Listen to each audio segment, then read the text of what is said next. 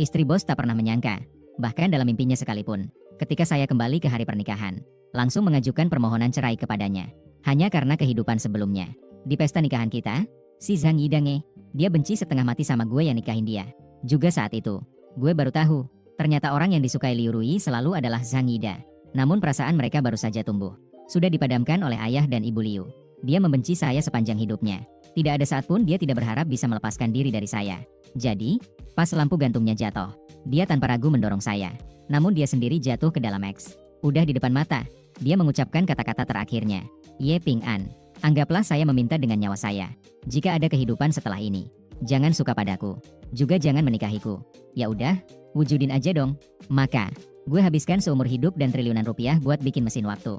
Ketika saya membuka mata lagi, saya kembali ke hari saya menikahi Liu Rui. Jelas-jelas itu adalah malam pengantin yang baru.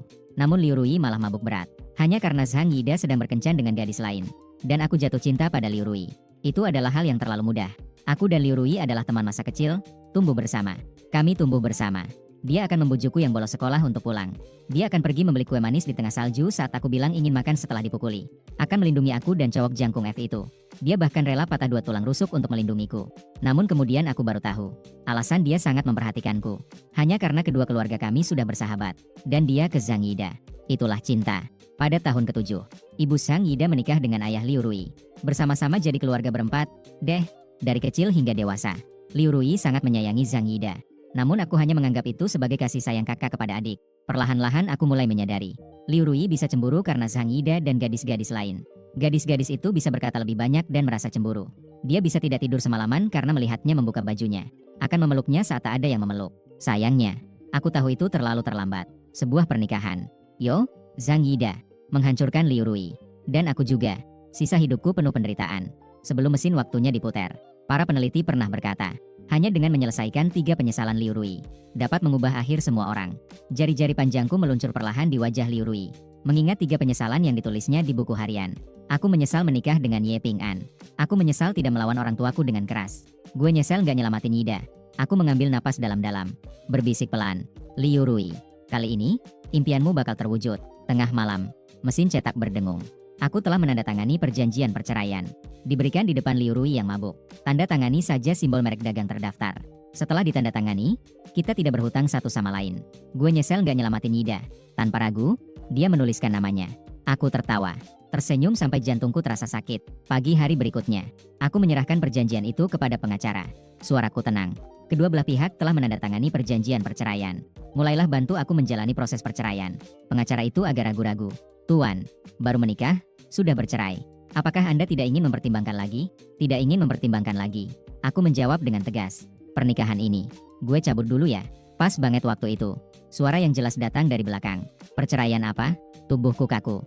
Aku langsung menoleh. Tepat melihat Liu Rui yang turun tangga setelah bangun dari mabuk. Aku segera memberi isyarat kepada pengacara untuk pergi. Setelah pengacara pergi, baru saja berbalik dan berbohong. Bukan apa-apa. Kamu salah dengar. Aku baru saja berkonsultasi dengan pengacara tentang properti. Dia mengangguk pelan. Maaf ya, malam pengantin kemarin sangat menyenangkan.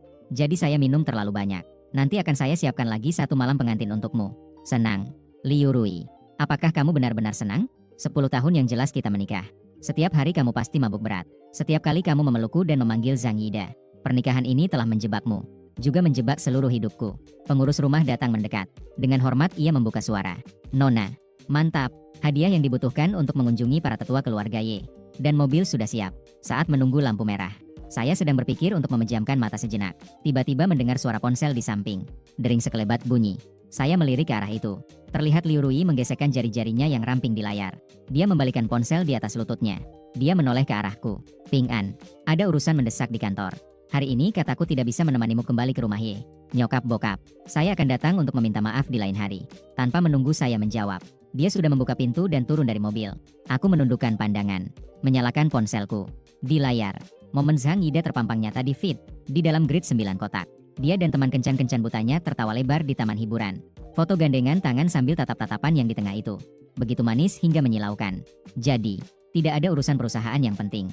Inilah alasan dia terburu-buru pergi. Di luar villa keluarga Ye, ayah dan ibu Ye telah menunggu lama. Melihat putranya turun sendiri. Kedua orang tua terkejut sejenak. Lalu ingin berbicara tetapi terdiam. Hingga di meja makan, saya mengambil inisiatif untuk berbicara. Ayah, ibu, Aku siap untuk bercerai dari Liu Rui. Setelah aku bercerai, mari kita tinggal di luar negeri. Beberapa hari setelah itu, rumah pernikahan yang kosong tidak lagi menyambut pemilik wanitanya. Namun aku setiap hari bisa melihat sosok Liu Rui di kabar Zhang Yida. Melihat sosok Liu Rui di dalamnya. Di dalam kabin roda Ferris yang paling atas, Liu Rui dengan sabar dipeluk olehnya. Di tepi jendela restoran pasangan, Liu Rui dengan perhatian mengupas udang untuknya. Di tepi laut, di bawah bunga Ye, Liu Rui dengan manja menutup telinganya dengan tangan. Zhang Yida menulis, memiliki kakak yang sangat menyayangi adik memang sangat bahagia. Seorang teman bercanda di bawah ini. Kakakmu sangat cantik, baik banget lagi sama kamu. Lalu bagaimana kamu bisa tertarik pada calon pasangan? Zhang Yida menjawab dengan senyum lebar. Gak suka ya udah, gak suka aja. Kakak cewekku gak ngasih aku pacaran sama dia. Bilangnya sih mau biayain gue seumur hidup. Hanya bisa mengucapkan selamat tinggal padanya. Aku menelan kepahitan di dalam hatiku. Diam-diam mematikan ponsel. Beberapa hari ini, mumpung si Ruyaka lagi gak ada, gue udah beres-beres sebagian besar barang.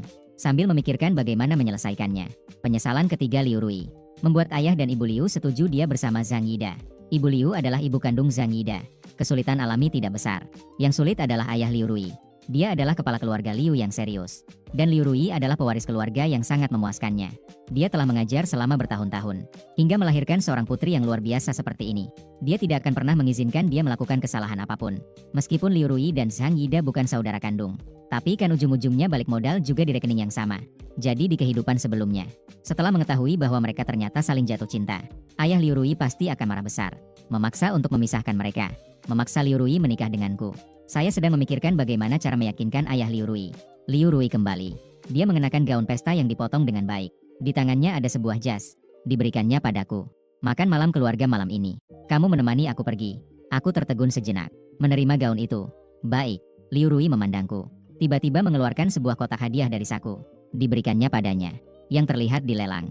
Dibeli untukmu. Saya membuka kotak hadiah. Menemukan di dalamnya sebuah kancing manset. Sie kayak Liu Rui baru aja ngeborong Pangeran William 1 miliar. Cincin edisi terbatas lagi heboh banget di kalangan kita. Semua orang mengira itu adalah hadiah untuk suaminya. Namun saya hanya pantas mendapatkan gelang yang disertakan dengan perhiasan itu. Tapi saya tidak mengatakan apa-apa. Hanya tersenyum dan mengenakan gelang itu. Dengan suara pelan saya berkata, sangat cantik, terima kasih. Liu Rui memandang saya. Ada seberkas emosi kompleks di matanya. Tapi tak lama kemudian kembali tenang. Malam, keduanya pergi bersama ke jamuan keluarga.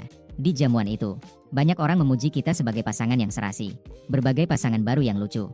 Rui dan Ping An memang sangat cocok. Saya sudah melihat kedua anak ini tumbuh sejak kecil. Akhirnya mereka bersatu. Duh, kayaknya sebentar lagi mereka bakal punya anak, deh. Saat itu, anak yang lahir pasti akan sangat cantik. Liu Rui jelas tidak ingin menghadapi situasi ini. Cari alasan buat kabur. Saya pergi untuk menelepon. Saya ditinggalkan di tempat itu. Menghadapi ejekan orang-orang sendirian. Akhirnya bisa menghadapi semua orang. Saya menghela napas lega. Saat saya bersiap untuk pergi, suara yang familiar datang dari belakang. Kakak ipar. Sudah lama tidak bertemu. Belum sempat mengucapkan selamat menikah padamu. Aku berbalik. Lihat Zhang Yida pakai jas pas datang ke acara itu bulan lalu. Berdiri tegak di belakangku. Dan dia mengenakan di tangannya. Adalah cincin edisi terbatas William Prince. Wajah saya kaku selama beberapa detik. Tapi segera kembali tenang. Mengangkat senyum. Yida. Sudah lama tidak bertemu. Cincinnya bagus sekali. Zhang Yida tersenyum dan menyentuh cincin di tangannya. Ada sedikit kebanggaan dalam nada suaranya. Masa sih? Ini adalah hadiah dari kakak perempuanku. Mahal banget. Saya bilang tidak. Biarkan dia memberikannya padamu, kakak ipar. Tapi dia berkata, hanya aku yang layak mendapatkannya. Dia berkata sambil mengamati ekspresiku. Sepertinya ingin melihat sedikit rasa cemburu atau kehilangan di wajahku. Tapi aku tetap tenang. Bahkan aku tersenyum dan memuji. Itu memang cocok untukmu. Zhang Yida terdiam sejenak. Tidak tahu bagaimana melanjutkan provokasinya. Dia mengira aku akan marah. Akan cemburu. Bahkan akan berdebat dengannya. Tapi reaksiku membuatnya tidak tahu harus berbuat apa. Saat aku bersiap untuk pergi, Zhang Yida tiba-tiba menarik tanganku. Suaranya terdengar sedikit berpura-pura minta maaf. Kakak ipar, pada hari kamu menikahi kakakku, aku pergi untuk bertemu jodoh. Belum sempat memberikan hadiah kecil. Hari ini aku akan membelikanmu. Aku sebenarnya ingin bilang tidak usah. Tapi Zhang Yida malah berseru dramatis, seolah dia yang paling terkejut. Ah, kakak ipar, jangan dorong aku. Lalu, dia tiba-tiba melompat ke kolam renang. Aku belum sempat bereaksi. Liu Rui mendengar suara dan berlari ke sana. Dia melihat Zhang Yida berjuang di dalam air. Muka langsung asem. Dia berteriak frantikali memanggil nama Zhang Yida. Lalu dia melompat tanpa ragu-ragu. Karena dia terlalu terburu-buru. Saat melompat ke dalam air, dia mendorong. Saya yang berdiri di tepi kolam dengan keras. Saya tidak bisa berdiri dengan stabil. Dahi saya terbentur keras pada batu di tepi kolam. Darah segera mengalir deras. Segera setelah itu, Zhang Yida diselamatkan ke atas. Dia basah kuyup. Dia menatap Liu Rui dengan penuh belas kasihan. Suaranya sedikit merajuk. Saya juga tidak tahu di mana saya membuat kakak ipar marah. Dia jelas tahu bahwa saya tidak bisa berenang. Dia bahkan mendorong saya ke dalam dengan kuat. Saya menutup dahi saya yang berdarah. Hanya merasa tidak percaya. Saya tidak melakukannya. Namun Liu Rui hanya melirik saya dengan dingin. Hanya dengan satu tatapan. Sudah membuat saya merinding. Dia tidak percaya saya. Baru juga mau tancap gas balik. Suara Zhang Yida kembali terdengar teriak. Gengs, cincin yang kau berikan padaku hilang. Pasti jatuh ke kolam renang gak bisa. Aku harus mencarinya kembali. Liu Rui segera menghentikannya. Suaranya mengandung sedikit rasa sakit. Tidak usah. Nanti saya akan membelikanmu lagi. Sekarang aku akan membawamu ke rumah sakit. Namun Zhang Yida menggelengkan kepala. Air mata terus mengalir gak bisa. Itu adalah yang kau berikan padaku. Siapa ini? Setelah mengatakannya, dia berpura-pura ingin melompat lagi. Liu Rui melihat Zhang Yida yang basah kuyup. Lalu melihat ke arahku yang tidak jauh. Seketika marah besar. Dia berkata dengan dingin. Siapa yang kehilangan? Maka siapa yang harus pergi mengambilnya? Setelah mengatakannya, dia memberi isyarat kepada pengawalnya. Pengawal segera mengerti. Mendekat dan menangkap lenganku. Membawaku ke kolam renang. Dengan satu suara, air memercik kemana-mana. Di sekitar juga terdengar teriakan kaget. Apa itu posisi? Apa yang harus dilakukan? Ini adalah suaminya yang baru menikah. Dengar-dengar, Ping An secara tidak sengaja menjatuhkan kalung yang dia berikan kepada adiknya ke dalam kolam. Jadi, dia harus mencarinya kembali. Sudah lama saya mendengar bahwa Rui sangat memanjakan saudara tirinya. Saya tidak percaya. Sekarang saya akhirnya percaya. Tubuh saya tiba-tiba tenggelam. Air kolam yang dingin seketika menelan saya. Air mengalir dari segala arah. Ini adalah musim gugur. Aku lagi-lagi mengenakan gaun tipis. Seluruh tubuh saya menggigil karena air kolam yang dingin. Saya berjuang untuk mencoba naik. Tapi pengawal sekali lagi menekan saya ke bawah. Jangan. Saya berjuang sekuat tenaga. Tapi semua teriakan minta tolong saya tenggelam dalam air kolam. Tuan, Liu mengatakan. Kapan Anda akan menemukan cincin itu? Kapan bisa naik darat nih? Aku ngeliatin Liu Ruya sambil setengah sadar. Memeluk sosok Zhang Yida yang pergi. Di dalam hati terasa asam. Saya hanya bisa tenggelam. Mencari berulang kali. Mencari selama 2 jam penuh. Akhirnya menemukan cincin itu. Ketika saya basah kuyup sampai di darat. Seluruh tubuh saya sudah membeku dan membiru. Tangan yang memegang cincin juga terus bergetar. Saya jatuh di tepi pantai. Jamuan keluarga sudah selesai. Semua orang sudah pergi. Saya hanya bisa menggenggam cincin itu. Berjalan terseok-seok keluar dari villa. Setengah jalan keluar. Tiba-tiba menyadari bahwa saya tidak membawa ponsel. Saya terpaksa kembali naik ke atas. Namun baru beberapa langkah. Saya melihat api berkobar tidak jauh. Dalam sekejap, otak saya seakan meledak. Bagaimana saya bisa melupakan hal ini? Kehidupan sebelumnya. Rumah tua keluarga Liu terbakar saat itu. Ayah Liu terlalu banyak minum anggur. Sendirian tidur di ruang kerja. Hampir terbakar di dalam. Meskipun kemudian diselamatkan. Namun mengalami luka bakar tingkat 3. Hidupnya tersisa penuh penderitaan. Memikirkan hal ini, saya segera menelepon layanan darurat. Dan kemudian tanpa ragu-ragu berlari ke dalam lautan api. Ternyata membuka pintu. Lalu saya melihat ayah Liu Rui pingsan di dalam. Saya sudah memanggil beberapa kali. Melihat dia tidak terbangun. Segera saya menyeretnya keluar. Saat hampir sampai di pintu, tungku api itu roboh. Saya segera mendorong Liu Fu ke tempat yang aman. Dalam sekejap, Liu Fu sudah aman. Namun saya pingsan karena terjatuh nyala api. Dengan suara keras yang menggelegar. Punggung saya terasa sakit terbakar. Pandangan saya menjadi gelap. Saya sepenuhnya pingsan. Ketika saya sadar kembali, saya menemukan diri saya terbaring di rumah sakit. Perawat sedang memberikan obat kepada saya. Melihat saya sadar, dia dengan gembira berkata, "Akhirnya kamu sadar juga. Punggungmu terluka sangat parah. Mungkin akan ada bekas luka selamanya." Namun saya tidak sempat mendengarkan seberapa parah luka saya. Hanya terus bertanya tentang keberadaan Liu Fu. Setelah mengetahui di mana ruang perawatannya, saya segera turun dari tempat tidur. Berlari keluar. Namun baru saja sampai di pintu. Tapi ternyata di dalamnya pemandangannya adem ayem banget. Kali ini berkat ide dari keluarga kami. Jika tidak, ayahmu mungkin akan terluka lebih parah. Dia sudah tua. Tidak bisa menahan banyak kesulitan. Zhang Yida tersenyum. Dengan sedikit rasa malu di wajahnya. Ibu, ini semua adalah yang seharusnya saya lakukan. Liu Ruye juga ada di sana. Dengan rasa syukur, suaranya juga mengandung sedikit kekhawatiran. Yida, seharusnya kamu menelepon saya.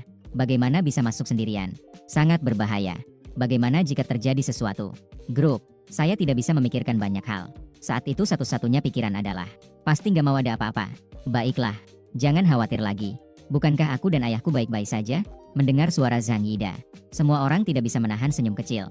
Termasuk Liu Fu yang biasanya tidak marah namun berwibawa. Liu Fu sejak mengetahui Liu Rui dan Zhang Yida saling jatuh cinta.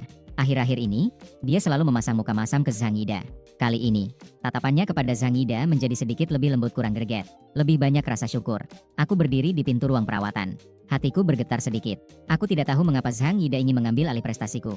Mengklaim bahwa dia yang menyelamatkan ayah Liu Rui. Namun mungkin, ini adalah hasil yang baik, bukan? Membuat ayah Liu Rui mengubah pandangannya tentang Zhang Yida. Mungkin ini bisa menyempurnakan hubungan dia dengan Liu Rui. Jadi, aku tidak membongkar kebohongan Zhang Yida. Hanya pergi dengan diam-diam. Beberapa hari setelah itu, aku hanya berbaring di ruang perawatanku. Tidak ada yang datang menengokku. Aku juga tidak akan keluar. Hingga hari ini, Liu Rui akhirnya mengingat suaminya ini. Setelah menikah, dia yang pertama kali menghubungiku. Saat itu, aku sedang mengoleskan obat pada diriku di depan cermin. Luka di punggungku terasa sangat perih. Jari-jariku juga bergetar. Perawat berkata, bekas luka itu sudah pasti akan tertinggal. Tidak bisa hilang lagi. Saya dengan susah payah menekan tombol untuk menjawab. Detik berikutnya, terdengar suara Liu Ruyu yang sedingin es. Kamu di mana? Apakah kamu tahu bahwa rumah tua terbakar? Ayah juga di rumah sakit. Sebagai menantu, apa kamu tidak mau datang untuk melihatnya sekalipun? Di saat seperti ini, masih marah tentang hal yang saya hukum kamu sebelumnya? Saya memegang ponsel. Jari saya sedikit bergetar. Bukan, gue baru aja deket. Kata-kata saya belum selesai. Suara Zhang Yida terdengar dari ujung telepon. Kakak, jangan panggil kakak ipar untuk datang. Dengan saya menemani ayah, sudah cukup. Kakak ipar marah sebelumnya. Pasti ingin meluapkan kemarahan. Biarkan dia bermain di luar saja. Napas Liu Rui sedikit tergesa-gesa. Sepertinya dia marah dengan kata-kata Zhang Yida. Dia tidak menunggu saya untuk berbicara lagi. Dia langsung memutuskan telepon. Saya memegang ponsel. Tertegun selama beberapa detik. Kemudian tersenyum pahit. Saya sudah terbiasa dengan pengabaian seperti ini. Tapi setiap kali, hati saya tetap terasa sakit. Seminggu doang. Akhirnya saya keluar dari rumah sakit. Cuma masuk angin dikit. Hanya sedikit kedinginan. Cabut dari rumah sakit pagi-pagi banget. Jadi, hal yang saya lakukan setelah keluar dari rumah sakit, bukan kembali ke rumah Liu, tapi pergi mencari ayah Liu. Aku berlutut di tanah. Suara saya mengandung sedikit permohonan. Ayah, tolong dukung Zhang Yida dan Liu Rui. Begitu kalimat ini keluar, ayah Liu langsung melongo. Matanya penuh dengan keterkejutan. Terdiam selama 3 atau 4 detik. Dia baru menyadari dan membantu saya bangkit. Dengan nada tidak percaya berkata, mengenai urusan mereka, kamu juga sudah tahu. Saya tersenyum pahit. Iya, ayah. Udah, biarin aja mereka bersatu. Mereka saling mencintai dengan tulus. Ayah Liu Rui mengernyitkan dahi. Kamu adalah suami Liu Rui. Bagaimana bisa saya setuju mereka bersama? Mereka kakak beradik. Itu tidak mungkin.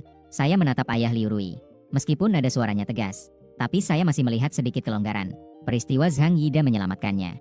Jelas sudah memiliki bobot di hatinya. Aku tancap gas. Ayah, saya ingin memberitahukan Anda sesuatu. Anda mungkin tidak percaya, tapi ini benar. Sebenarnya, saya kembali menggunakan mesin waktu. Liu Fu tertegun. Matanya penuh dengan ketidakpercayaan. Mesin waktu. Ping An, omong kosong apa yang sedang kamu bicarakan? Saya menarik napas dalam-dalam, lalu menggelengkan kepala. Saya tidak berbicara omong kosong. Sebenarnya saya sudah hidup seumur hidup. Di kehidupan sebelumnya, Anda memisahkan Liu Rui dan Zhang Yida. Dia menikah dengan saya. Zhang Yida tidak bisa menerimanya. Dia bunuh diri tak lama setelah kami menikah. Dan Liu Rui itu, dia tenggelam dalam dunianya sendiri dan gak bisa keluar. Akhirnya dia juga pergi bersamanya. Wajah Liu Fu berubah. Jelas dia tidak bisa menerima pernyataan yang tidak masuk akal ini. Saya sudah memperkirakan reaksinya. Lanjutkan. Jika Anda tidak percaya, saya bisa membuktikannya. Dalam 10 menit, jembatan besar di utara kota akan runtuh. Jika tidak percaya tunggu bentar. Ya, lihat apakah nanti akan ada berita tentang itu. Liu Fu menatap saya dengan ragu. Akhirnya dia mengangguk juga. 2 orang duduk di ruang tamu, menunggu dalam keheningan. Dalam 10 menit, berita memang mulai dilaporkan. Jembatan besar di utara kota tiba-tiba runtuh. Wajah Liu Fu seketika berubah. Matanya penuh dengan kejutan. Dia menatapku. Suaranya terdengar bergetar. Bagaimana mungkin ini terjadi? Aku sekali lagi mendesak dengan penuh harap. Ayah, aku tidak berbohong. Meskipun mereka sekarang adalah saudara. Tapi cukup dengan memindahkan buku catatan Zhang Yida. Mohon setujui. Mereka saling mencintai dengan tulus. Liu Rui adalah pewaris yang Anda inginkan. Anda pasti tidak ingin dia berakhir dengan nasib yang tragis di usia muda. Pikiran Liu Fu kacau balau. Jelas dia tidak bisa langsung menerima semua ini. Tidak tahu sudah berapa lama. Dia melambaikan tangannya. Suaranya terdengar bergetar santuy. Kembali saja dulu ini. Saya akan memikirkannya dengan baik lagi. Aku tahu. Pikiran Liu Fu sudah mulai melunak. Aku tidak lagi mendesaknya. Hanya mengangguk sedikit. Bangkit dan pergi. Setelah kembali ke rumah, Liu Rui masih belum kembali. Saya duduk sendirian di tepi jendela, melihat bintang-bintang di luar jendela. Angin malam terasa sejuk, mengacak-acak rambut saya. Namun, saya merasa lebih tenang di dalam hati. Gue pengen, Liu Rui, penyesalan keduamu seharusnya juga akan segera terwujud, kan? Keesokan harinya, saya bangun sangat pagi. Baru saja berpikir untuk melanjutkan mengemas barang. Pintu depan tiba-tiba terbuka. Liu Rui masuk dengan wajah dingin. Suaranya mengandung sedikit perintah. Ganti pakaian. Pergi berkencan. Saya tertegun sejenak. Sama sekali tidak bisa bereaksi. Kencan. Kenapa kamu tiba-tiba? Liu Rui memotong saya dengan tidak sabar. Jangan bertanya terlalu banyak. Ganti pakaian. Saat itu, ponsel saya berbunyi. Saya menunduk untuk melihat. Itu adalah pesan dari Liu Fu. Ping An. Saya berpikir semalaman. Mesin waktu ini masih terlalu konyol. Begini, kamu habiskan waktu lagi dengan Rui. Kalian adalah yang saya lihat tumbuh sejak kecil. Dia tidak sepenuhnya tidak memiliki perasaan terhadapmu. Aku udah bein dia balik. Dalam beberapa hari ini, kalian harus lebih sering berkencan. Jika tidak berhasil, aku biarkan saja. Urusan kalian yang muda-muda ini, saya tidak akan campur tangan lagi. Saya melihat pesan. Perasaan saya campur aduk. Saya belum sempat sadar kembali. Liu Rui sudah dengan dingin berkata, saya sudah kembali untuk berkencan denganmu. Apakah kamu masih mau pergi mengadu kepada ayah? Saya membuka mulut, ingin menjelaskan. Tapi Liu Rui sama sekali tidak memberi saya kesempatan. Dia menarik pergelangan tangan saya. Langsung menarik saya ke dalam mobil. Kencan seharian. Wajah Liu Rui tidak menunjukkan ekspresi sama sekali. Dia pergi berbelanja bersamaku. Menonton film. Bahkan pergi ke taman bermain. Namun tatapannya tetap dingin. Seolah-olah yang ada di sampingnya bukan suaminya, tetapi seorang musuh. Aku mengikutinya. Hati saya terasa tertekan oleh sesuatu. Sulit bernapas. Malam, kami duduk di sebuah restoran mewah untuk pasangan. Cahaya lilin bergetar. Musik lembut. Tapi suasananya dingin seperti es. Liu Rui tidak makan sebutir pun. Juga tidak minum alkohol. Akhirnya saya tidak bisa menahan diri untuk menyarankan. Jangan minum lagi. Itu tidak baik untuk kesehatan. Liu Rui meletakkan gelasnya. Dia menatapku dengan dingin. Ayah ingin saya malam ini tidur bersamamu. Tapi saya tidak ingin. Jika saya mabuk, maka saya tidak akan memiliki masalah ini. Hatiku tiba-tiba terasa berat. Jari-jari saya tanpa sadar mengepal. Saya menundukkan kepala. Suara saya terdengar sedikit pahit. Saya tidak memiliki dirimu. Liu Rui tertawa dingin. Saya pikir kamu sudah bersikap baik dan mengerti akhir-akhir ini. Saya masih merasa sedikit bersalah padamu. Sekarang terlihat kamu hanya berpura-pura. Khususnya tidak menunjukkan di depan saya. Berbalik dan melapor pada ayahku bahwa saya tidak menemanmu. Kan? Kamu Ping An. Kamu yang saya kenal sebelumnya bukan seperti ini. Apakah kamu yang berubah? Atau saya yang tidak pernah benar-benar mengenalmu? Saya menundukkan kepala. Saya tidak menjawab. Hanya diam-diam menemani dia. Sampai dia mabuk berat. Setelah makan, Liu Rui sudah mabuk hampir tidak bisa berdiri. Aku membantunya pulang ke rumah. Aku mengeluarkan banyak tenaga untuk membantunya ke tempat tidur. Aku baru saja ingin berbalik dan pergi. Namun, kakiku tidak stabil. Seluruh tubuhku terjatuh ke atasnya. Bibir mereka nempel. Aku tercengang. Namun Liu Rui seolah menemukan sesuatu untuk diluapkan. Dia menciumku dengan liar. Rasa ikan. Kakak perempuan suka padamu. Suaranya serak. Dengan sedikit rasa mabuk. Hatiku terasa seperti diperas dengan keras. Sakitnya membuatku hampir tidak bisa bernapas. Liu Rui. Kamu salah orang. Aku bukan Zhang Yida. Aku baru saja ingin mendorongnya menjauh. Namun, tiba-tiba terdengar suara keras dari pintu. Suara ledakan yang besar. Aku menengkan kepala. Melihat Zhang Yida berdiri di luar pintu dengan wajah pucat. Matanya penuh dengan keterkejutan dan rasa sakit. Rasa ikan. Dengarkan aku menjelaskan. Aku baru saja kembali. Zhang Yida sudah berbalik dan berlari keluar. Aku ingin mengejarnya. Tapi Liu Rui menahanku dengan erat. Tidak bisa bergerak. Kekuatan dia sangat mengejutkan. Saya telah berjuang cukup lama. Akhirnya bisa melepaskan diri dari pelukannya. Saat aku berlari keluar, Zhang Yida sudah tidak terlihat lagi. Hatiku terasa seperti tertekan oleh batu. Belum tahu apa yang akan terjadi besok. Tapi yang tidak aku duga adalah gelombang ini datang begitu cepat. Tengah malam, ponsel Liu Rui tiba-tiba berbunyi. Dia mengangkat telepon. Di sana tidak tahu apa yang dikatakan. Wajahnya tiba-tiba menjadi pucat. Setelah menutup telepon, dia tiba-tiba duduk dari tempat tidur.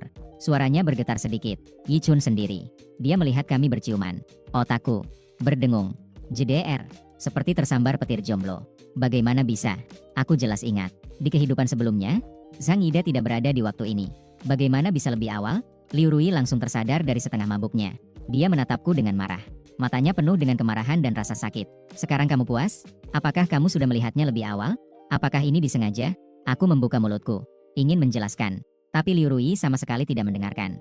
Dia mengambil kunci mobil dan segera keluar. Bahkan tidak sempat mengenakan jaket. Ketika aku mengejarnya, dia sedang bersiap untuk menyalakan kendaraan. Aku segera berlari dan menangkap jendela mobil. Aku juga ingin pergi. Liu Rui menatapku dengan dingin. Kamu mau pergi kemana? Apakah kamu ingin menyakiti Ida lagi? Apakah kamu sudah melihat bahwa aku menyukai Ida? Mengadu ke ayahku. Sengaja membuatnya melihatku dan kau berciuman. Ye Ping An. Jika terjadi sesuatu pada Ida, aku membencimu seumur hidup. Aku menggertakkan gigiku. Berkata-kata demi kata. Liu Hong. Liu Ru. Aku tidak bermaksud jahat padanya. Bersikeras untuk ikut hanya karena percobaan bunuh diri Zhang Yida kali ini akan menyebabkan pendarahan hebat. Stok menipis. Golongan darahku sama dengannya. Aku bisa menyelamatkannya. Kehidupan sebelumnya, Zhang Yida nggak sampai nungguin X-Yuan karena tidak mendapatkan donor darah. Liu Ruye tetapi tidak mau mendengarkan. Langsung menyalakan mobil. Aku menjadi panik. Langsung menghadang di depan mobil. Liu Ruye tidak sempat mengerem mobil. Mobil itu menabrakku dengan keras. Suara benturan yang keras. Seluruh tubuhku terlempar keluar. jatuh dengan keras ke tanah. Liu Ruye cepat-cepat keluar dari mobil, berteriak dengan terkejut. Apakah kamu gila? Aku terhuyung-huyung berdiri di genangan air X. Bersikeras berkata, bawa aku pergi. Liu Ruye akhirnya menyerah. Dia membawaku ke rumah sakit. Ternyata aku benar. Zhang Yida memang mengalami pendarahan hebat. Dan bandara juga dalam keadaan gawat. Aku segera maju. Kata suster, golongan darahku sama dengannya. Gue ikut. Perawat melihatku dalam keadaan berantakan. Dia terkejut dan bertanya, apakah kamu baru saja mengalami kecelakaan? Kamu terlalu lemah. Gak bisa dipersembahkan. Namun aku bersikeras. Aku bisa. Ambil darahku. Perawat tidak bisa melawanku. Dia hanya bisa mulai mengambil darah. Wajahku semakin pucat. Tapi aku menggertakkan gigiku. Tanpa mengeluarkan sepatah kata pun. Saat setengah jalan mengambil darah. Perawat tidak bisa menahan diri untuk menyarankan. Kamu tidak bisa mengambil lebih banyak lagi. Jika kamu terus mengambil, akan ada masalah. Namun, mataku berair. Suaraku terdengar agak keras kepala. Terus ambil. Dia butuh. Aku telah mendonorkan 1000 cc darah. Seluruh tubuhku hampir pingsan. Liu Ru segera memegangi aku. Suaranya terdengar bergetar. Kenapa kamu melakukan ini? Aku nyengir lemah. Karena kau adalah orang yang sangat penting bagiku. Dan dia adalah orang yang kau cintai. Hati Liu Ru tiba-tiba bergetar. Seperti dihantam oleh sesuatu dengan keras. Dia menunduk dan melihatku di pelukannya. Di dalam hatinya muncul perasaan yang rumit. Sekali, Liu Ru mulai lagi ngelihat cinta gue ke dia. Semangat, bebas, tanpa menyembunyikannya. Bahkan mencakup pengorbanan untuk orang yang dia cintai. Namun tidak meminta balasan darinya. Dia teringat cinta yang aku miliki untuknya selama ini. Suaranya mengandung sedikit rasa bersalah. Ayahku, benar-benar bukan karena kau mengadu. Aku menggelengkan kepala. Suaraku lemah. Tidak ada. Aku lebih ingin kau bahagia dibandingkan siapapun. Hati Liu Ru terasa seolah tercekik oleh sesuatu. Baru saja ingin mengatakan sesuatu. Namun aku sudah pingsan. Ketika aku terbangun, menyadari bahwa aku terbaring di ruang perawatan. Perawat membuka pintu dan bersiap untuk memberiku infus. Aku segera bertanya pada perawat, apakah Zhang Yida selamat? Suster ngangguk-angguk. Perawat mengangguk, dengan nada yang tidak senang. Selamat, tapi memang istrimu sangat. Disuruh ke sini buat adik. Kau hampir kehilangan nyawamu. Dia masih sangat fokus merawat adiknya. Namun, aku malah tersenyum. Tersenyum dengan lega. Aku mengambil ponsel. Mengirim pesan kepada Liu Fu. Lo udah tahu kan gue mau nyuruh lo cabut? Aku juga sudah bersama Liu Ru selama beberapa hari. Tapi dia masih tidak bisa mencintaiku. Aku akan bercerai dengan Liu Ru. Ayah Gak, Liu Fu. Anda pernah mengatakan, akan mengabulkan mereka. Segera. Liu Fu segera membalas. Sudahlah. Aku tidak peduli lagi. Terserah kalian saja. Aku menghela napas lega. Hatiku penuh dengan kelegaan. 3 penyesalan Liu Ru telah terpenuhi. Sepertinya semua akhir mereka telah berubah. Dan aku juga sudah saatnya untuk pergi. Beberapa hari ini, Liu Ru sama sekali tidak datang menemuiku. Aku selalu bisa mendengar tentang dia dari perawat. Tentang perawatan yang dia berikan pada Zhang Yida. Tapi aku tidak marah. Sebaliknya, aku tersenyum. Pada hari aku keluar dari rumah sakit, surat cerai juga sudah diurus. Aku mengirim pesan kepada orang tuaku. Meminta mereka pergi ke bandara lebih dulu.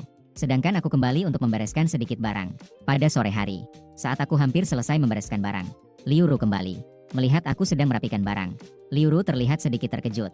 Kamu sudah tahu bahwa aku mengizinkanmu pergi. Aku terdiam sejenak. Apa? Suara Liu Ru jarang terdengar lembut. Yida bisa keluar dari rumah sakit, tapi tubuhnya masih sangat lemah. Aku ingin menjemputnya untuk tinggal sebentar. Tapi kamu di sini. Khawatir itu akan membuatnya tertekan. Jadi, aku ingin kamu tinggal di villa di utara kota untuk sementara.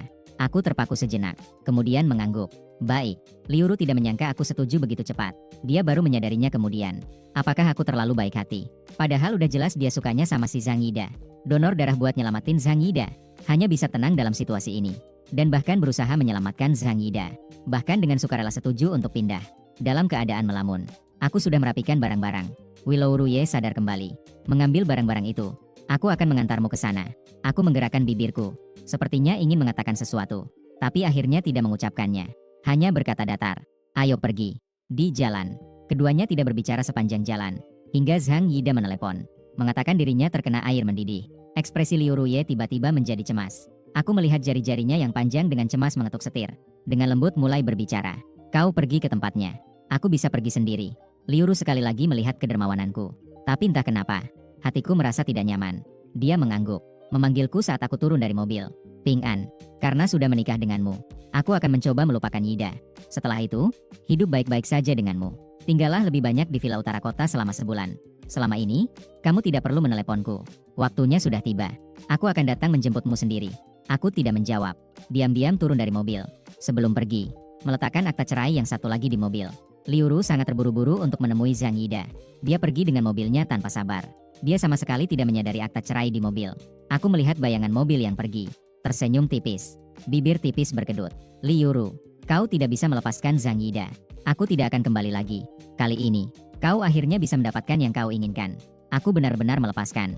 Biarkan dia pergi juga. Perpisahan kali ini adalah perpisahan selamanya. Aku menyewa mobil lagi, langsung menuju bandara. Ketika mobil melintasi sebuah jembatan, aku melepas cincin pernikahan dan melemparkannya keluar jendela. Cincin meluncur dalam sebuah busur di udara, menghilang dalam kegelapan malam. Di rumah sakit, Liuru berlari dengan cepat menuju ruang perawatan. Melihat Zhang Yida sedang menangis, dia tidak memperhatikan yang lain dan segera berlari mendekat, menggenggam tangan Zhang Yida dengan ekspresi panik. "Yida, bagaimana kabarmu?" Zhang Yida melihat wajahnya. "Jangan membalikkan kepala. Apa yang kamu lakukan di sini? Bukankah kau sudah tidak menginginkanku?" Saat Liuru mendengar itu, dia menggenggam tangannya dengan erat. "Dari siapa kau mendengar ini? Bagaimana mungkin aku tidak menginginkanmu?" Zhang Yida tiba-tiba menangis, memeluk pinggulnya. "Kau jelas-jelas bilang akan segera kembali. Kenapa kau pergi begitu lama? Aku pikir kau benar-benar tidak menginginkanku." Liuru memeluknya dan menghiburnya dengan sabar. "Meskipun kamu udah gak mau aku sama sekali, aku tidak akan melepaskan tanganmu." Zhang Yida pun tersenyum setelah menangis. Dengan cepat mengulurkan tangan. "Benarkah? Kalau begitu, kita janjian." Suara Liuru penuh kasih sayang. Mengulurkan jari dan mengaitkan jarinya dengan tangannya. Dalam beberapa hari ke depan, Liuru berusaha membuktikan janjinya. Dia menjaga Zhang Yida tanpa pergi sejengkal pun. Dia akan menyuapi bubur yang hangat. Satu sendok demi satu sendok ke mulut Zhang Yida. Dia akan mendorongnya untuk berjalan-jalan di taman saat cuaca baik. Bahkan di malam yang penuh petir. Masih akan memeluknya dan menidurkannya di pelukan. Lama-lama, seluruh rumah sakit tahu tentang MP di lantai atas. Di ruang perawatan ada seorang istri yang sangat mencintai suaminya. Tetapi ada juga perawat yang melihat berita lama yang berbisik-bisik. "Aku ingat suami Liu tidak terlihat seperti ini." Kata-katanya belum selesai. Langsung diperingatkan oleh kepala perawat dengan suara rendah.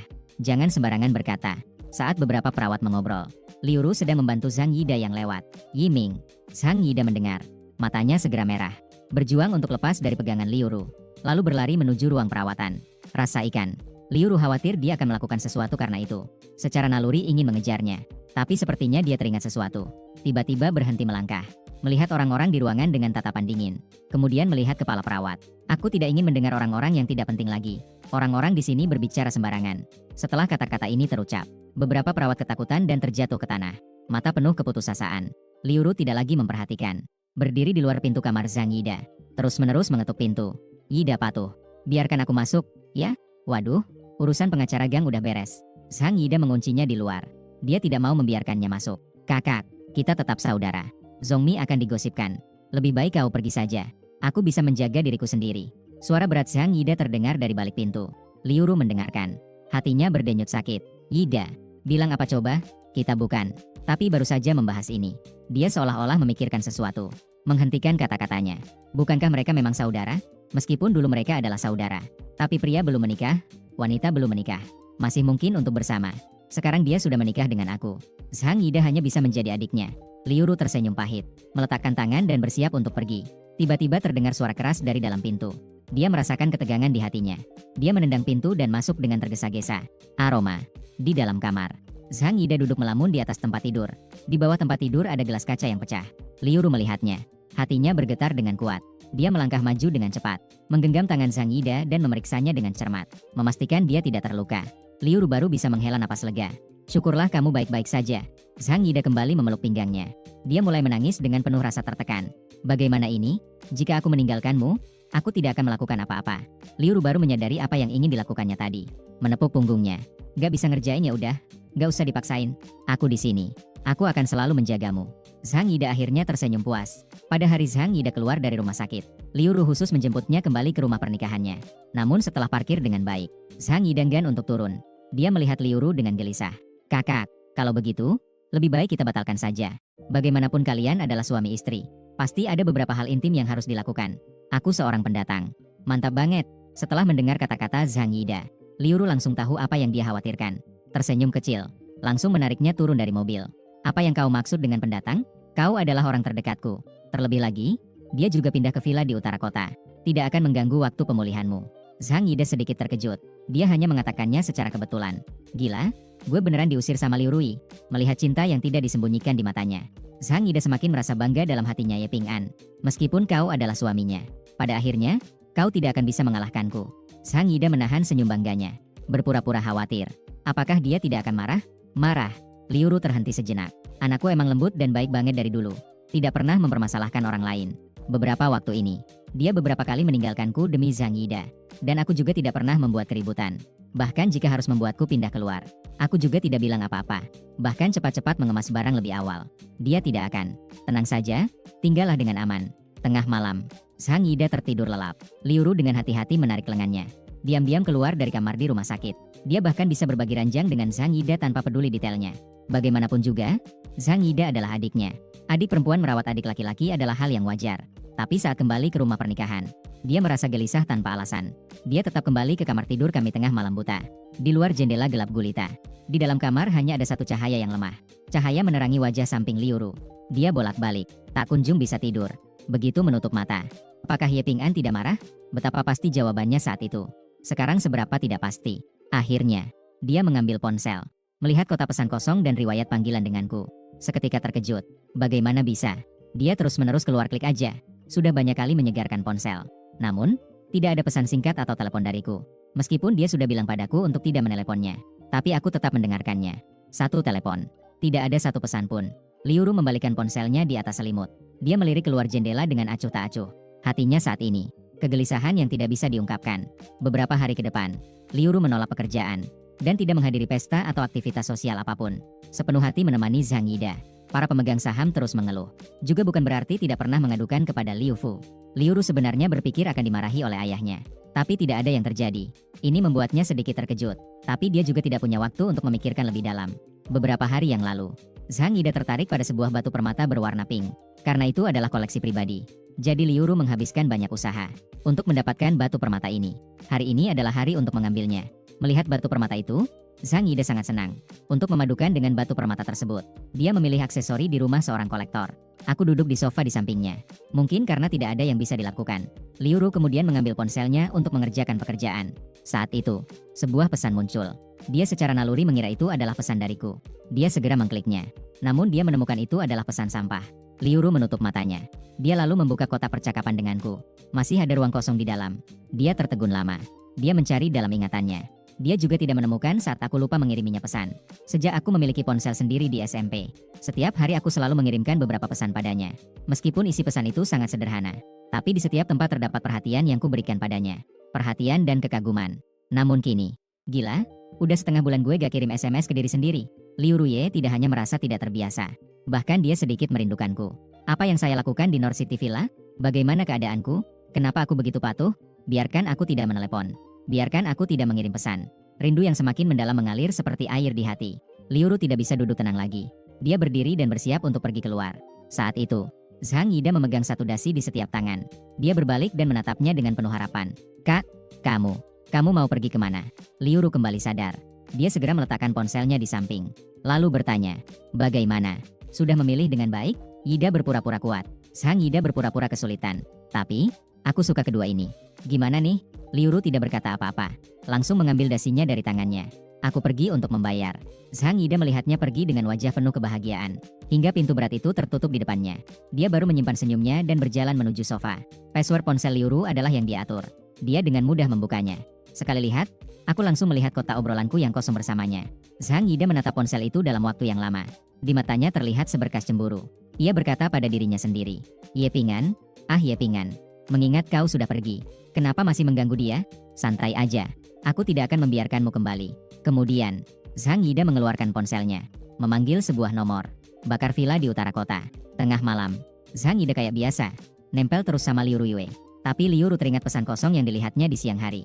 Dalam hati, ia semakin merasa bersalah padaku. Ia menahan kerinduannya padaku. Setelah menidurkan Zhang Yida, ia diam-diam mengemudikan mobil menuju villa di utara kota. Ia tidak tahu.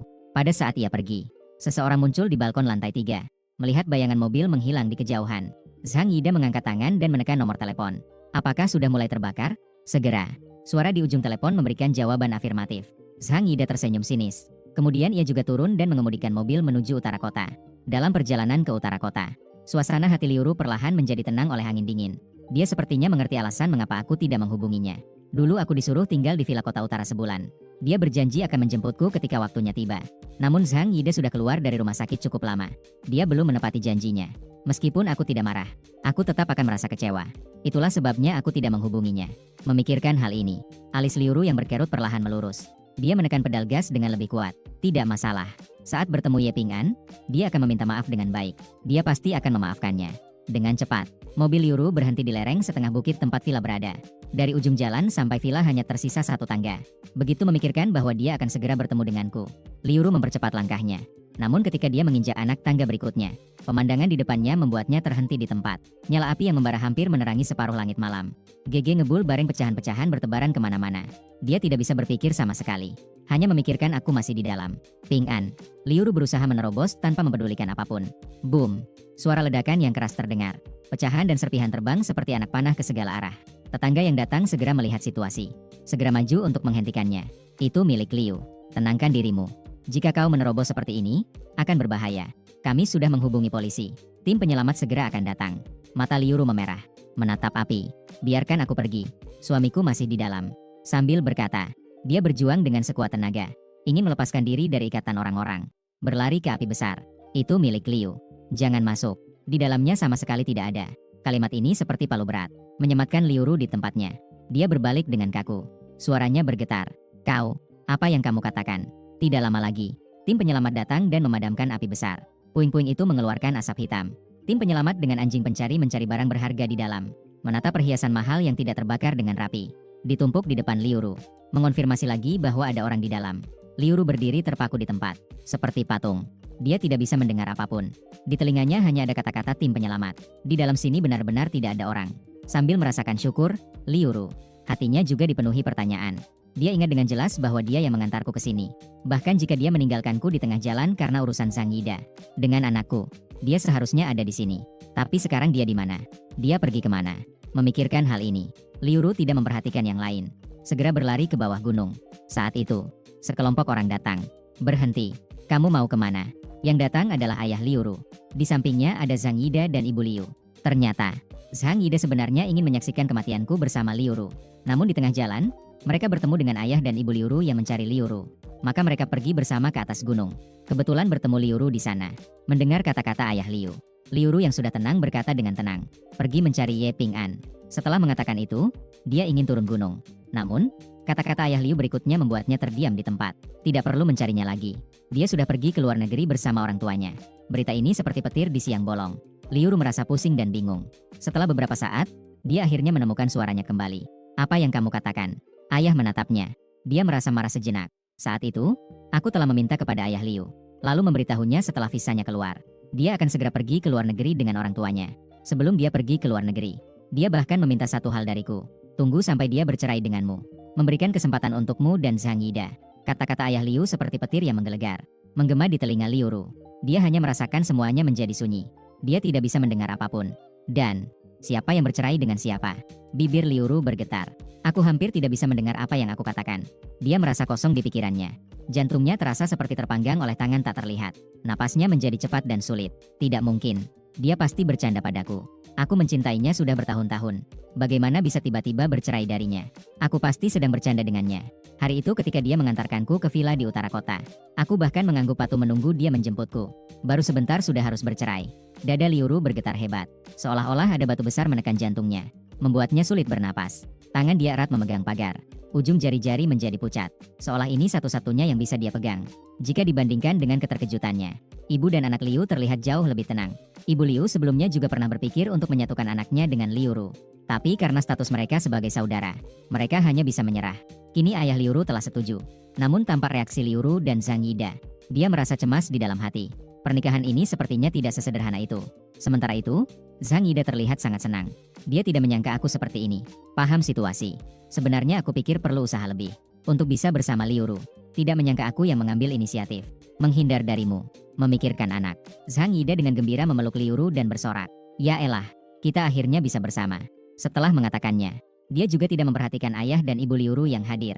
Dia hendak menunduk untuk menciumnya. Namun Liu Ru langsung mendorongnya. Ya elah. Zhang Yida terlihat bingung. Liu Ru seolah tidak mendengar kata-kata Zhang Yida. Dia hanya terus menggelengkan kepala. Sambil mengucapkan bahwa dia tidak percaya. Ayah Liu Ru diam-diam mengamati reaksi Liu Ru dan Zhang Yida. Tiba-tiba teringat kata-kata yang aku katakan sebelumnya. Asalkan memperhatikan sedikit, maka bisa menyadari Liu Ru dan Zhang Yida. Cinta antara mereka sangat jelas. Kini tampaknya, ternyata memang begitu. Hanya sayang sekali untuk orang sebaik ini. Melihat reaksi putrinya seperti ini. Liu Fu tidak berkata lebih banyak.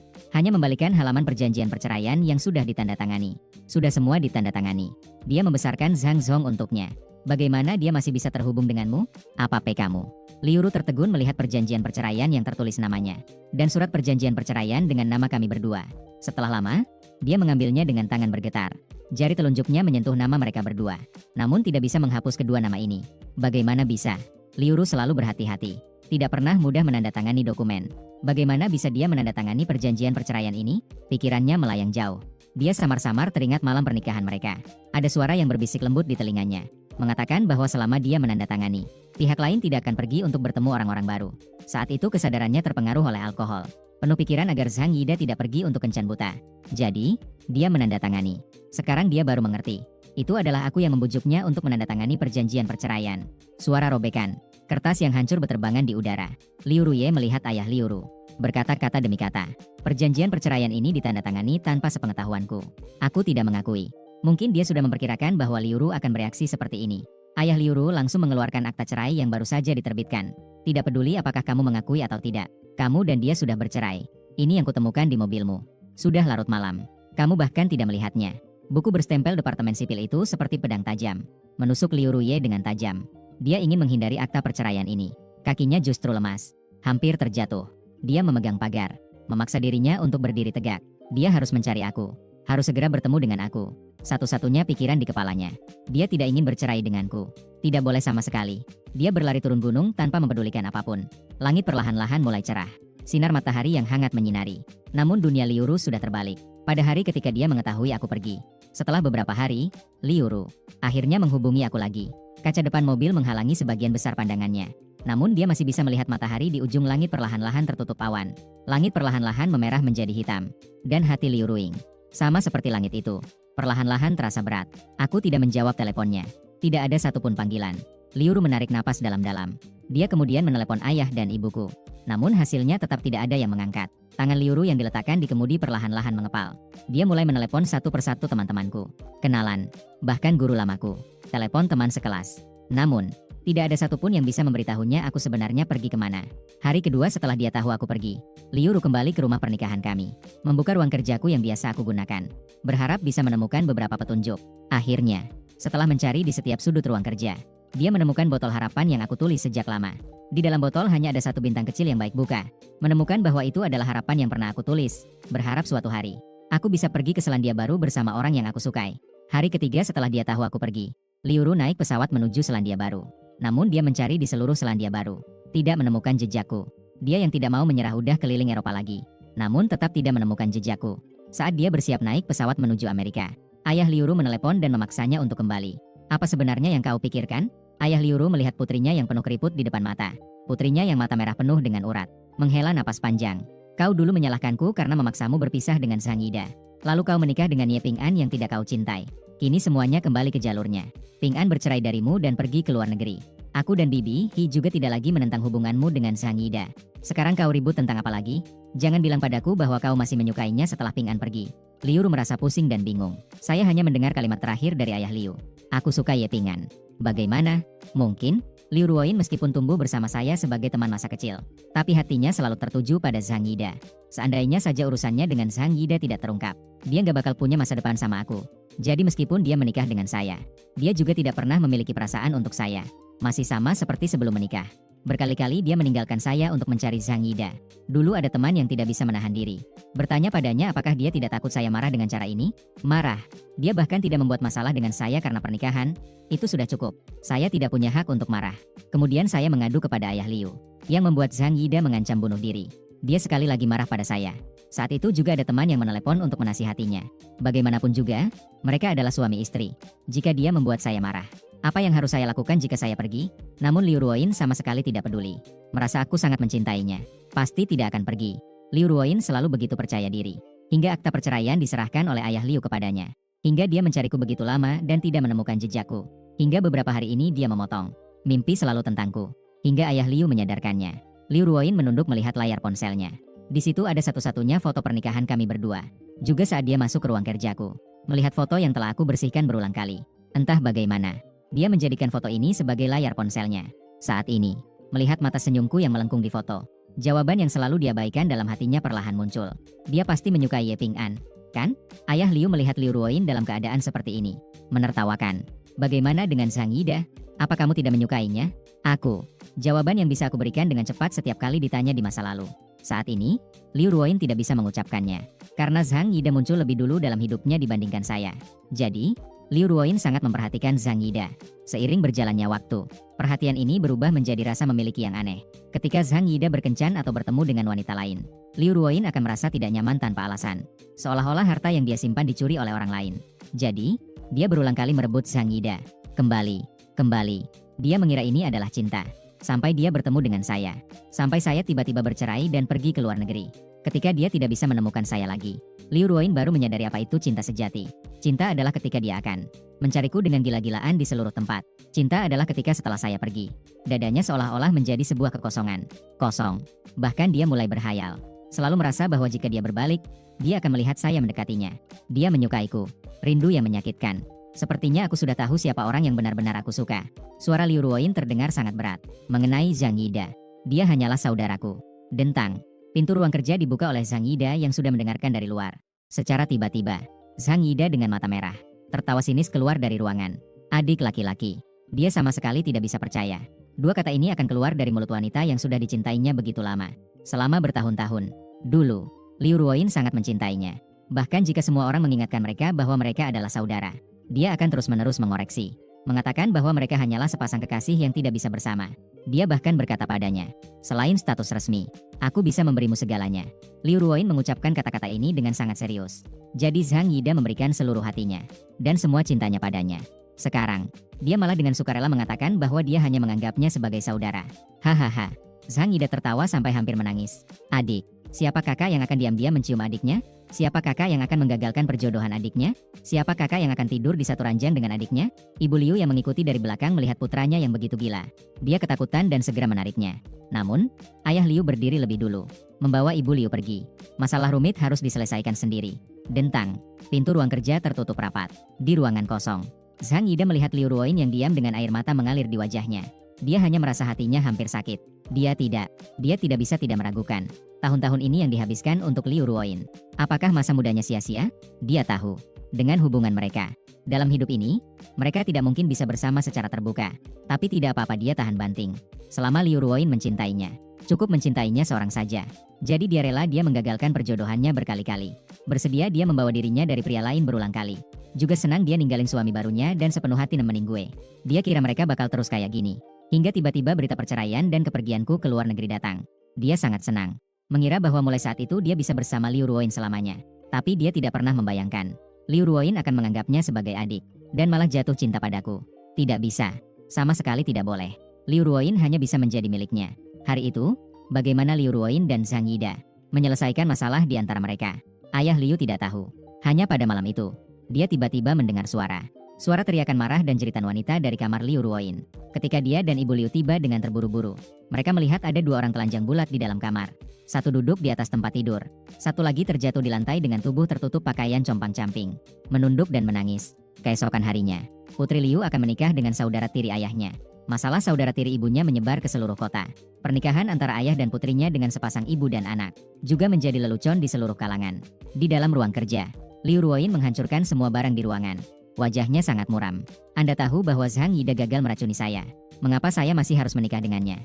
Ayah Liu tidak menatapnya. Suaranya sangat tenang. Anda sudah mengkhianati seorang pria. Berhentilah menghancurkan hati pria lain. Ruoyin, ayah juga sudah tua. Hanya ingin melihatmu berkeluarga.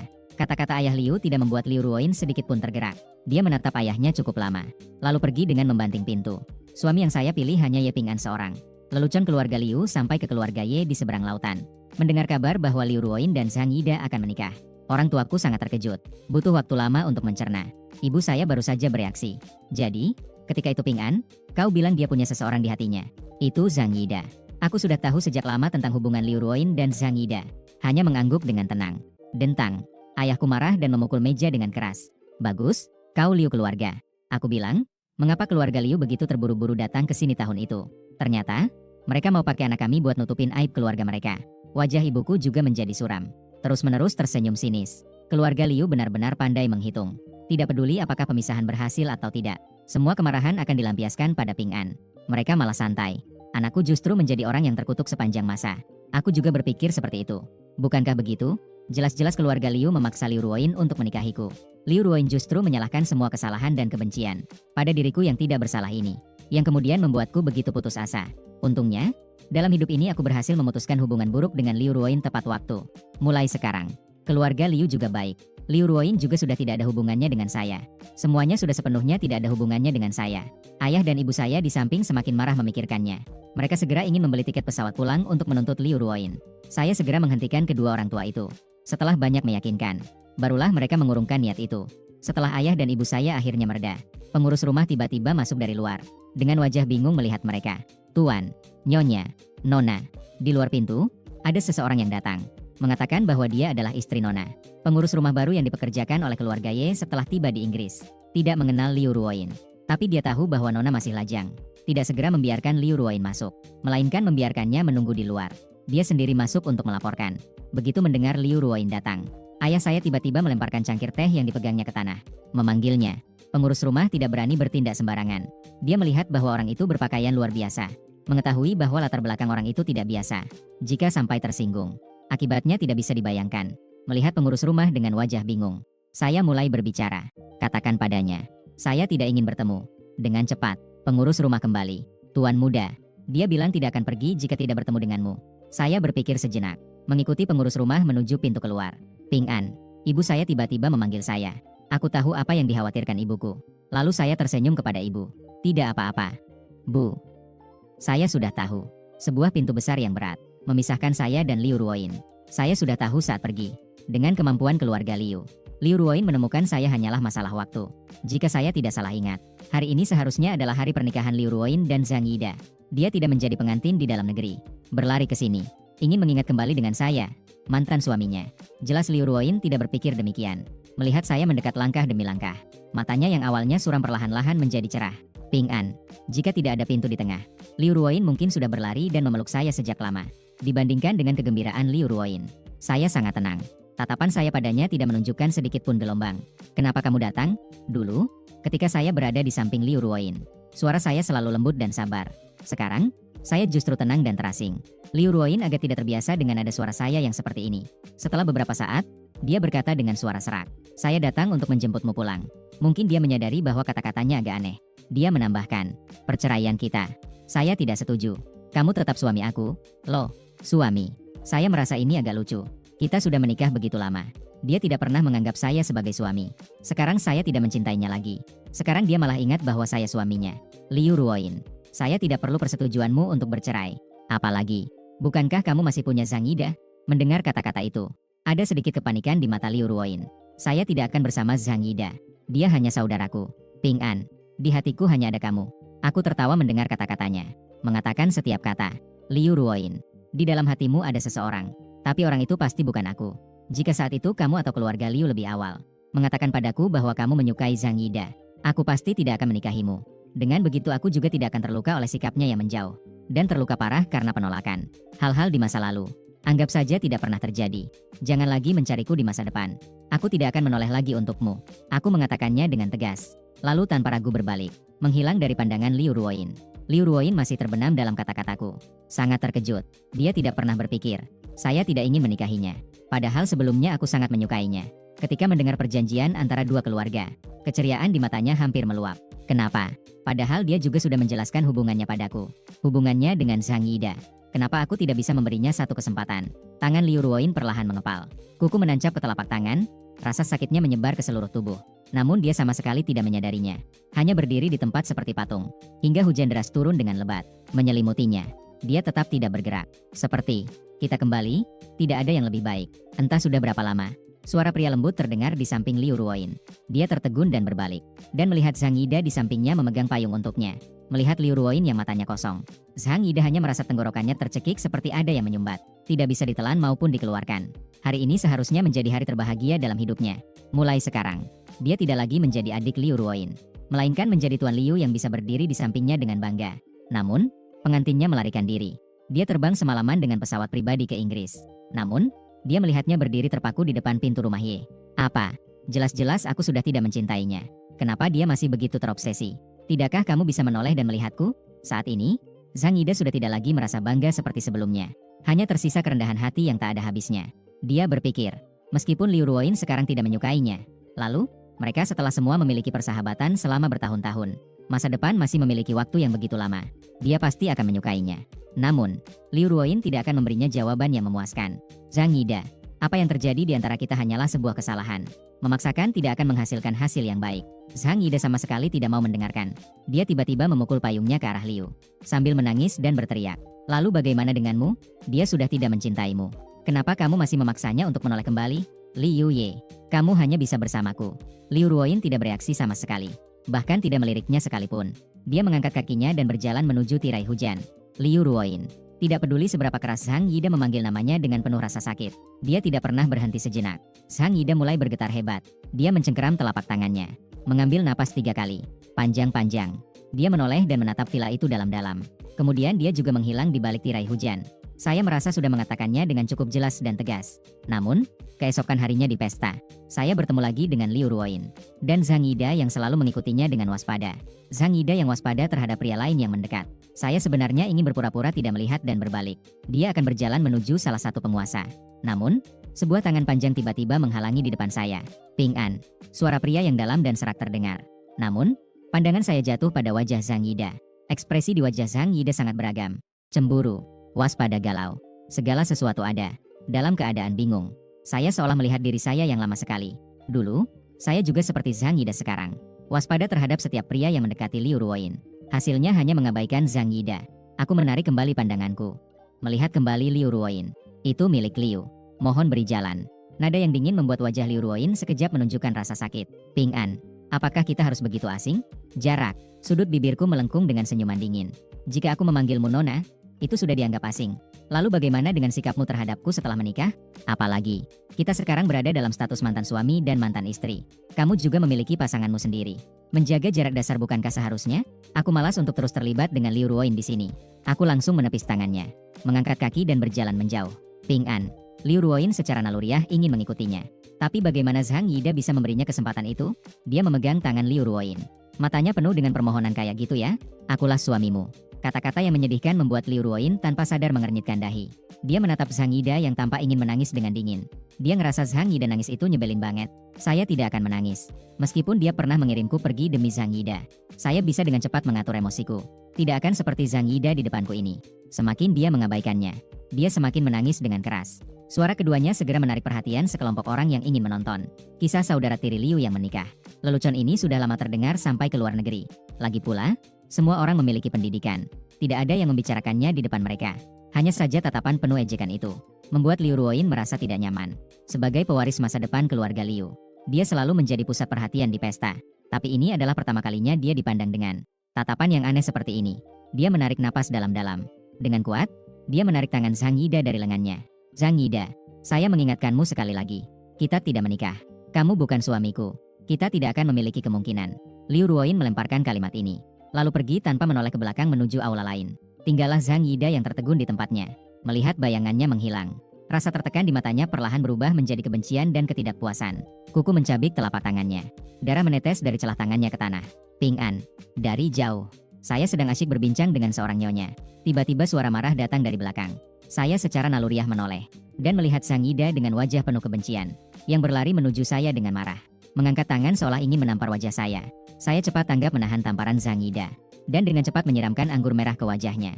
Ah, tampar. Kemudian sebuah tamparan juga jatuh di wajah Zhang Yide. Wajahnya yang pucat tiba-tiba memerah dan bengkak. Zhang Yide, kamu kenapa gila? Aku sudah bertahan menghadapi Zhang Yide selama bertahun-tahun demi Liu Ruoyin. Sekarang aku tidak lagi mencintainya. Tentu saja, aku tidak perlu lagi bersikap baik kepada Zhang Yide. Rambut Zhang Yide yang rapi terus berantakan karena tamparanku. Rambutnya yang berantakan menutupi setengah wajahnya yang gila dan sepasang mata jahatnya yang seperti biji popi. Dia menatapku yang tampak tenang untuk waktu yang lama. Kemudian dia menghapus air alkohol yang menetes di wajahnya dengan kasar. Aku gila. Lalu, apa yang kau lakukan sekarang? Sepanjang hari menggoda Liu Ruoyin di mana-mana. Ye Ping An, apakah kau masih punya rasa malu? Pukulan. Aku kembali menamparnya. Jika tidak bisa bicara, tutup mulutmu. Kau harus mengerti. Aku dan Liu Ruoyin sudah tidak ada hubungan sama sekali. Dia yang terus-menerus menggangguku. Kamu tidak pergi mencarinya. Marah padaku itu bukan tindakan seorang pria. Tapi Zhang Yide sama sekali tidak bisa mendengarkan satu kata pun. Kepalanya penuh dengan kebencian. Ketika Liu Ruoyin mulai mengatakan bahwa dia tidak ingin menikah dengannya, dia sudah berpikir untuk langsung datang menemuiku untuk menyelesaikan masalah. Tapi Ibu Liu yang biasanya memanjakannya justru anehnya menghalanginya. Dia bahkan menyuruhnya untuk sedikit menahan diri. Katanya agar menjadi lebih rendah hati. Dengan begitu, Liu Ruoyin baru akan merasa kasihan padanya. Merasa sakit hati untuknya. Dia selalu menjadi anak yang patuh pada ibunya. Saya melakukan hal yang sama. Tapi tidak ada efek sama sekali. Liu Ruoyin tetap pelit bahkan untuk sedikit. Tidak mau menaruh perhatian padanya. Dia sepenuhnya memikirkan aku. Meskipun Zhang Yide sudah masuk ke keluarga Liu sejak kecil, dia juga bisa dibilang dimanjakan. Bagaimana dia bisa menahan perlakuan yang tidak adil ini? Jadi dia langsung datang mencari. Biang keladi. Menyelesaikan masalah. Kamu Ping An. Seharusnya kamu sudah berada dalam api sejak awal. Hanya aku, Liu Ruoyin baru bisa sepenuhnya menjadi miliknya. Sampai di sini. Dia tidak tahu dari mana datangnya kekuatan ini. Tiba-tiba menarik tanganku dan mendorongku jatuh ke tangga. Saat ini aku berdiri di bawah balkon luar. Jalan keluar hanya ada satu, yaitu tangga yang tinggi dan panjang. Jika seseorang jatuh, pasti akan terluka parah. Tentu saja aku tidak mungkin membiarkan Zhang Yide menang. Aku berjuang sekuat tenaga. Namun saat ini, Zhang Yide sudah dikendalikan oleh kebencian. Di detik berikutnya, kakiku tiba-tiba tidak ada pijakan. Seluruh tubuhku jatuh lurus ke tangga. Ping An. Liu Ruoyin yang datang dari jauh melihat pemandangan ini. Pikiranku seketika kosong. Ketika dia menyadari apa yang terjadi, tubuhnya hanya sempat melindungiku. Dengan suara ledakan yang keras, Liu Ruoyin dan aku jatuh bersama ke tangga. Sudah lama berlalu. Di bawah Liu Ruoyin, perlahan-lahan muncul bunga berwarna. Ah! Sesuatu telah terjadi. Seketika suara teriakan orang-orang. Suara alarm. Suara ambulans bercampur menjadi satu. Saya hanya merasa sangat mengantuk. Begitu mata tertutup, saya sepenuhnya kehilangan kesadaran. Plek. Di luar ruang operasi, Ibu Liu memberi tamparan keras di wajah Zhang Yide. Suaranya penuh dengan kekecewaan. Bagaimana mungkin saya memiliki anak seperti kamu? Ibu Liu selalu berpikir bahwa anaknya yang berani hanya bisa melakukan tindakan memberi obat kepada Liu Ruoyin. Tak disangka dia berani mendorong orang dari tempat tinggi. Seandainya bukan karena hal ini, ayah Liu tidak akan marah. Memeriksa masa lalu Zhang Yide, dia baru tahu bahwa anak kandungnya berani membakar orang. Zhang Yide menundukkan kepala menutupi wajahnya. Setelah lama baru dia menjawab. Bukankah ini yang Anda ajarkan kepada saya, Ibu? Ketika Zhang Yide berusia 6 tahun, Ibu Liu tidak tahan dengan mantan suaminya yang terus-menerus mabuk. Dengan tegas memilih untuk bercerai. Dia pergi dengan syarat membawa Zhang Yide tanpa harta. Kehidupan seorang janda dan anak yatim tidaklah mudah. Setelah lama diganggu dan dilecehkan oleh berbagai orang, Ibu Liu kembali melawan. Dia berhasil menikah dengan ayah Liu yang telah kehilangan istrinya sambil membawa anaknya. Dia berubah menjadi nyonya baru keluarga Liu. Kehidupan yang nyaman membuat Ibu Liu tegang. Sarafnya akhirnya bisa rileks. Dalam keadaan tidak ada kerjaan, dia mulai memfokuskan perhatian pada Zhang Yide. Dia mengajarkan semua pengalamannya selama bertahun-tahun kepada Zhang Yide. Mengatakan kepadanya bagaimana cara mendapatkan pasangan yang baik. Untuk menjalani kehidupan yang baik. Saya pernah bilang, kamu bisa berusaha dengan segala cara untuk mendekati seseorang. Tapi saya tidak menyuruhmu melakukan hal-hal seperti itu. Ibu Liu marah hingga seluruh tubuhnya bergetar. Dia mengangkat tangan dan memberikan tamparan lagi. Sudah cukup. Jangan berisik lagi. Ayah Liu yang baru saja menandatangani dokumen di ruang operasi tiba-tiba berteriak. Berhasil menghentikan tindakan Ibu Liu. Ibu Liu segera merasa matanya memerah. Dengan penuh penyesalan, dia menatap ayah Liu. Seorang Cheng. Masalah ini adalah kesalahanku. Belum selesai berbicara. Sebuah air mata mengalir dari wajah Ibu Liu. Dulu, trik yang selalu berguna bagi ayah Liu. Sekarang tidak ada efeknya. Namun, wajah ayah Liu sedikit mereda. Bagaimanapun juga, dia adalah istri selama bertahun-tahun. Dia tidak menjawab. Hanya meminta Ibu Liu untuk mengikutinya. Meminta maaf kepada keluarga Ye di ruang perawatanku. Namun, keluarga Ye bahkan tidak membiarkan mereka masuk. Kalian berdua lebih baik pulang saja. Keluarga Ye kami adalah keluarga kecil. Kami benar-benar tidak mampu menanggung permintaan maaf kalian. Ayahku mengangkat tangan di depan pintu ruang perawatan. Wajahnya terlihat sangat buruk. Awalnya berpikir bahwa setelah putraku bercerai dari Liu Ruoyin, semuanya akan baik-baik saja. Tidak menyangka akan mengalami hal seperti ini. Meskipun keluarga Ye masih tidak sebanding dengan keluarga Liu. Namun, ayahku sama sekali tidak memberi sedikit pun muka kepada keluarga Liu. Bagaimanapun juga, di dalam hatinya, putranya sendiri yang paling penting. Ayah Liu juga tahu bahwa mereka yang salah dalam masalah ini. Jadi tidak bisa marah. Hanya bisa dengan khawatir menanyakan keadaanku. Karena ada Liu Ruoyin yang menjadi bantalan. Jadi aku tidak terlalu terluka. Hanya perlu istirahat beberapa hari saja. Setelah mendengar bahwa aku baik-baik saja, hati Ibu Liu yang cemas juga menjadi tenang. Meskipun dia memang sangat marah pada tindakan putranya. Tapi dia juga tidak ingin putranya menambah satu nyawa lagi. Setelah meminta maaf kepada orang-orang dari keluarga Ye, Ibu Liu baru pergi bersama ayah Liu berdua. Tiba-tiba suara ayahku terdengar dari belakang mereka. Ibu Liu dan ayah Liu berhenti melangkah, tapi tidak menoleh ke belakang. Aku tidak ingin melihat Liu Ruoyin lagi di masa depan. Makna dalam kata-kata itu sudah jelas. Ayah Liu tidak menjawab, terus pergi bersama Ibu Liu dan menghilang di luar pintu. Dan ayahku tahu, dia akan setuju. Hari ketiga Liu Ruoyin dalam keadaan koma. Dia akhirnya sadar. Setelah ayah Liu memperhatikan kesehatannya, dia menyerahkan penanganan Zhang Yida kepadanya. Meskipun ibu Liu merasa sakit hati untuk anaknya, tetapi juga tidak ingin dia terus bingung. Jadi dia tidak mengatakan apa-apa. Liu Ruoyin terdiam sejenak, lalu perlahan-lahan membuka suara. Aku punya beberapa pertanyaan untuknya. Di ruang perawatan yang tenang, Liu Ruoyin diam-diam menatap Zhang Yida yang menunduk. Tidak berani melihat Zhang Yida di depannya. Tiba-tiba, dia teringat hari pertama bertemu dengan Zhang Yida. Sore itu, Zhang Yida yang mengenakan kemeja pink menggenggam tangannya. Dengan senyum manis berkata, "Jadi, apakah kamu akan menjadi kakakku? Seseorang yang begitu murni dan baik hati. Bagaimana bisa berubah menjadi sosok yang kejam seperti sekarang? Kenapa?" Setelah dia mengajukan pertanyaan ini, butuh waktu lama untuk mendapatkan jawaban dari Zhang Yida. Dia menangis sambil berkata pelan, "Aku sangat mencintaimu. Aku tidak bisa menerima kamu bersama pria lain." Zhang Yida menangis dengan sangat menyedihkan, tapi tetap saja tidak membuat Liu Ruoyin merasa kasihan sedikit pun. Dia menutup matanya, memanggil pelayan. "Lakukan saja apa yang perlu dilakukan." Artinya dia tidak akan mengurus Zhang Yida lagi. "Jangan, Liu Ruoyin. Kamu tidak bisa memperlakukanku seperti ini. Aku tidak bisa masuk penjara." Wajah Zhang Yida dipenuhi ketakutan, tapi Liu Ruoyin tetap tidak bergerak. "Liu Ruoyin." Zhang Yida berjuang sekuat tenaga. Kuku-kukunya menggoreskan bekas panjang di kusen pintu, tapi dia tetap diseret keluar oleh pelayan. Suara tangisan Zhang Yida yang menyedihkan terhalang oleh pintu ruang perawatan yang tebal. Liu Ruoyin baru membuka matanya kembali. Dia berbalik dan turun dari tempat tidur. Sudah lama sejak dia pingsan hingga terbangun. Dia tidak memiliki informasi tentangku sama sekali. Dia bertanya secara tidak langsung kepada orang lain, tapi mereka semua tutup mulut. Liu Ruoyin semakin merasa tidak tenang. Jadi setelah mengurus Zhang Yida, dia mengabaikan tubuhnya yang belum sembuh dan bergegas keluar dari ruang perawatan. Saat berikutnya, dua pengawal yang bertanggung jawab segera menghentikannya. "Nona, Tuan baru saja mengeluarkan perintah. Kamu tidak boleh lagi mencari Tuan Ye." Liu Ruoyin sama sekali tidak mendengarkan. Hanya membiarkan dua pengawal pergi. Namun kedua pengawal itu tidak mendengarkan. Tetap menghentikannya. "Nona, tolong jangan menyulitkan kami lagi." Liu Ruoyin. Suara teriakan yang keras tiba-tiba menghentikan perjuangan beberapa orang. Ayah Liu berdiri di kejauhan dengan tatapan dingin melihat putrinya. Kembali ke kamar. "Ayah, kenapa tidak membiarkan saya menemuinya?" Ayah Liu tertawa sinis. "Dia punya hak apa untuk menemuimu? Kamu telah melakukan begitu banyak hal yang berlebihan. Apalagi yang bisa kamu tunjukkan untuk menemuinya?" Pertanyaan yang bertubi-tubi membuat Liu Ruoyin tidak bisa berkata-kata. Setelah beberapa saat tidak bisa berkata-kata, ayah Liu juga tidak lagi memperhatikannya. Hanya meminta pengawal untuk terus menjaga pintu. Malam itu, ayah Liu menerima berita bahwa Liu Ruoyin melarikan diri untuk menemuiku. "Tuan, apakah harus mengejar Nona kembali?" Ayah Liu menggelengkan kepala. "Tidak perlu. Biarkan dia merasakan kesulitan. Dengan cara ini, dia bisa belajar dari kesalahan." Tengah malam, seorang wanita yang mengenakan pakaian rumah sakit terengah-engah berlari ke rumah besar keluarga Ye. Namun, tidak peduli apa yang dikatakan Liu Ruoyin, para penjaga keluarga Ye tidak membiarkannya masuk. Kemudian, pengurus rumah itu keluar dengan pesan dari ayahku. "Itu milik Liu. Mohon, berbaik hatilah. Jangan lagi menyakiti tuan muda keluarga kami." Guntur, sebuah kilat membelah langit, menerangi wajah Liu Ruye yang pucat. Hujan deras menghantam wajahnya. Baru saja mengembalikan pikirannya yang melayang jauh. Apa yang disebut dengan luka? Sekarang wajah kepala pelayan itu benar-benar berubah dingin. "Nona Liu memang mudah lupa.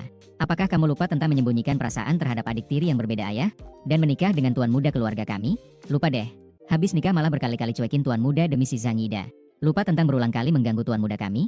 Juga, di matamu, Nona Liu, semua ini tidak dianggap sebagai luka. Namun semua ini hampir merenggut nyawa tuan muda kami. Tapi Nona Liu, jangan berpikir terlalu banyak. Tuan muda kami sekarang juga tidak membutuhkan permintaan maafmu."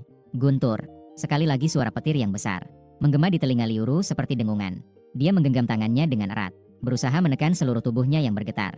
Yan Ruya bukannya tidak tahu kalau kelakuannya bakal nyakitin aku. Tapi saat itu, hatinya penuh dengan Zhang Yida. Dia juga merasa aku selalu pemaaf. Tidak akan mempermasalahkan hal-hal ini. Bahkan jika aku benar-benar marah, paling tidak, dia akan meminta maaf padaku. Bahkan kemudian dia lupa untuk meminta maaf. Dia masih merasa aku tidak akan peduli. Sekarang aku benar-benar tidak peduli. Tapi Liu Ruye hanya merasa hatinya kosong. Seolah-olah ada sesuatu yang melarikan diri dari tubuhnya. Dan dia tidak bisa lagi menangkapnya. Kata-kata kepala pelayan keluarga Ye di samping masih berlanjut. Melihat Liu Ruye yang basah kuyup, dengan wajahnya yang pucat, kepala pelayan menutup mulutnya. Kemudian mengganti nada suaranya menjadi lebih halus. "Itu milik Liu. Kamu juga tahu. Keluarga Ye kami kecil dan usaha kami juga kecil. Sungguh tidak bisa bersaing dengan keluarga Liu kalian. Jika kamu terus terlibat dengan tuan muda lagi, hanya akan sama-sama rugi. Tolong biarkan dia pergi sekarang. Jangan datang mencarinya lagi." Dum. Pintu besi yang berat ditutup dengan keras di depan Liu Ruye. Saat menutup, pintu itu mengeluarkan suara dengungan yang berat, membuat jantungnya juga bergetar. Setelah sekian lama, Liu Ruye baru mengangkat kepalanya untuk melihat villa yang gelap di kejauhan. Senyumnya mengandung kepahitan di sudut bibirnya. sejak urusannya dengan Zhang Yida terungkap. Setelah aku bercerai dengannya, semua orang menyuruhnya untuk melepaskanku. Teman-teman bilang apa yang dilakukannya terlalu berlebihan. Meskipun ia meminta maaf dengan tulus, saya belum tentu memaafkannya. Lupa deh, habis nikah malah berkali-kali cuekin tuan muda demi si Zhang Yida. Menyembunyikan urusannya dengan Zhang Yida udah aku sen. Dia tidak mengamuk karena masalah pernikahan. Itu sudah cukup baik. Jika dia terus mengganggu, hanya akan menjadi tidak masuk akal. Kepala pelayan keluarga Ye juga memohon agar dia melepaskanku. Dia bilang jika kita terus terlibat, hanya akan sama-sama rugi. Dan aku bilang bahwa aku tidak akan pernah kembali padanya lagi. Tapi Liu Ruye tidak rela. Aku sudah mencintainya begitu lama.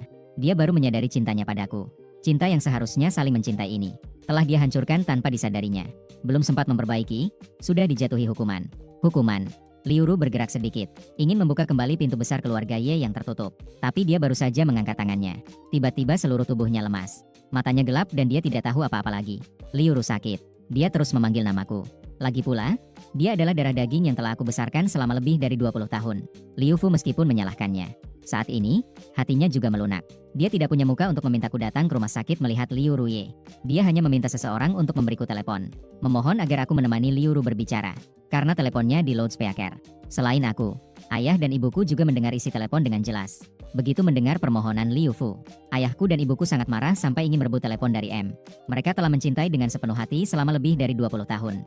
Anak mereka telah dicintai oleh Liu Ruye selama ini. Mereka tidak memperhitungkan, itu sudah dianggap habis. Liu Fu sebelumnya telah membantu keluarga Ye. Sekarang bagaimana Liu Fu bisa merasa berani untuk mengajukan permintaan ini? Saya menahan orang tua yang ingin M. Sambil memegang telepon, aku berjalan ke arah balkon. Paman Liu, saya bisa memenuhi permintaan Anda ini. Saya juga bisa pergi ke rumah sakit untuk menemuinya. Tapi saya punya satu permintaan. Di ujung telepon, Liu Fu sangat bersemangat. Dia sudah siap untuk di-M oleh keluarga Ye. Tak disangka, aku akan setuju dengan permintaannya tanpa ragu.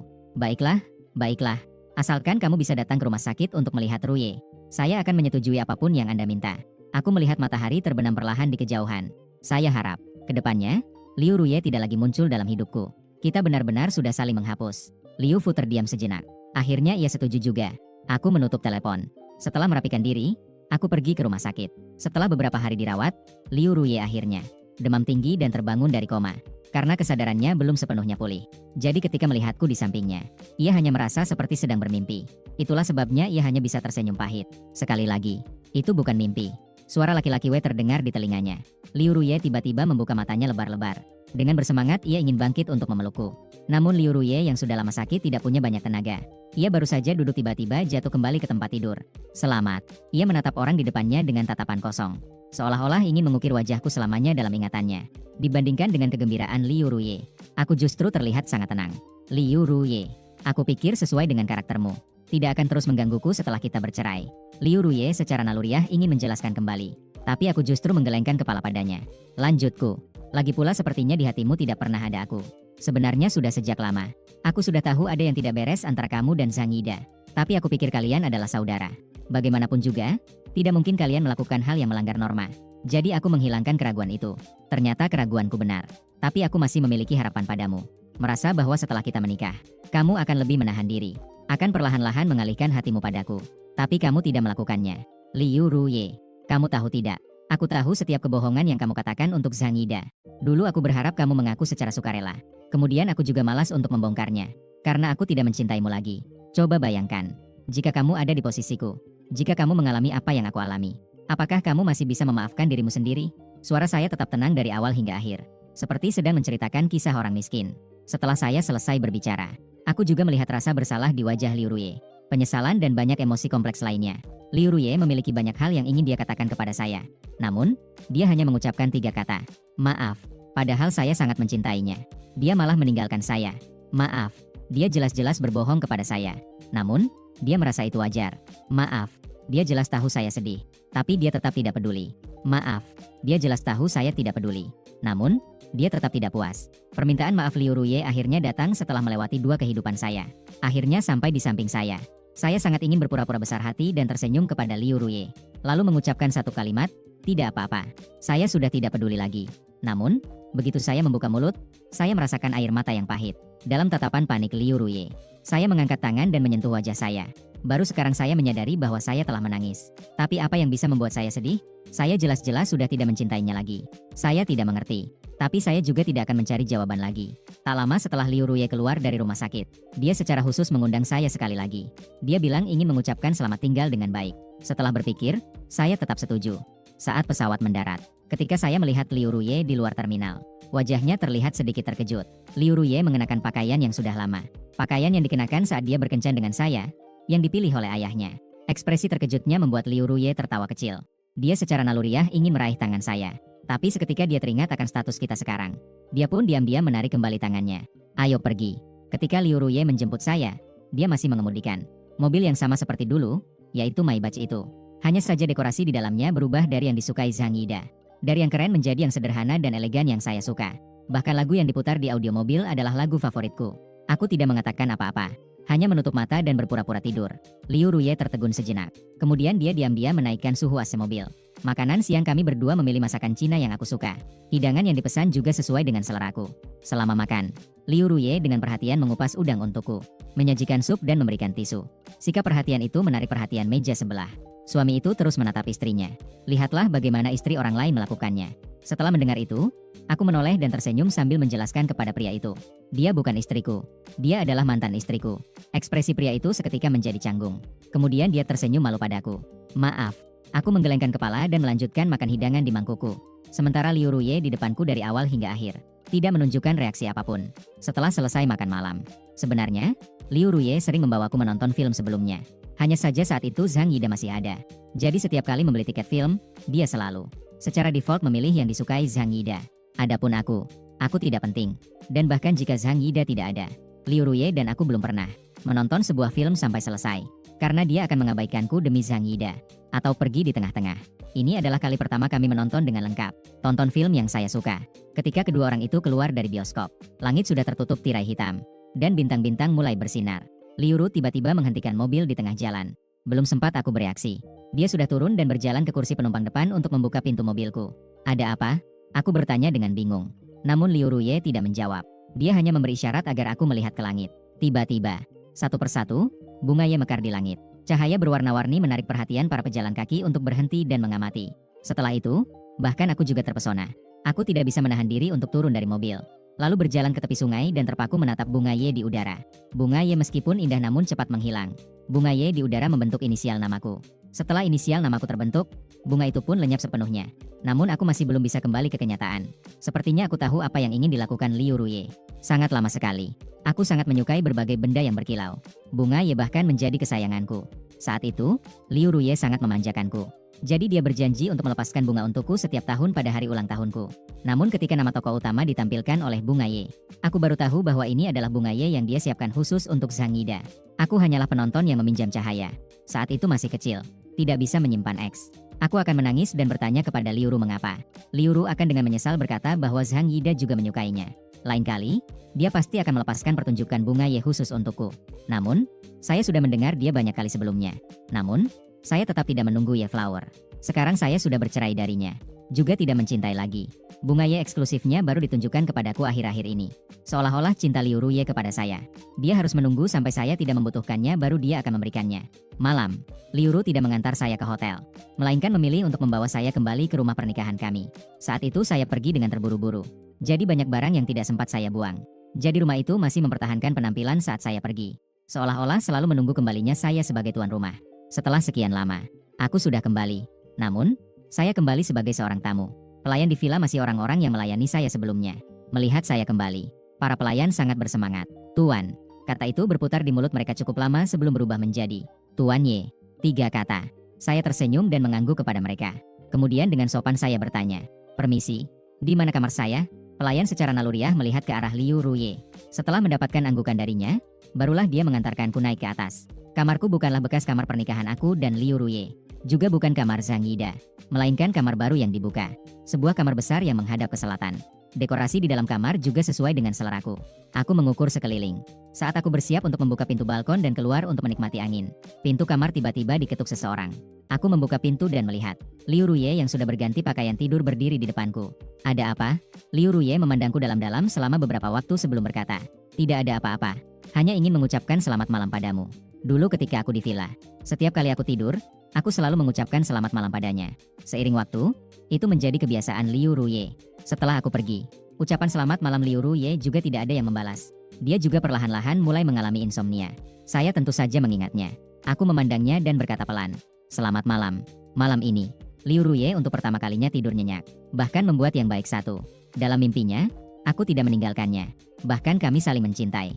Dan kami berdua menua bersama. Lucu. Liu Ru melihat ruangan yang kosong. Dia merasa seluruh tubuhnya beku. Dua kata itu sulit diucapkan dari bibirnya.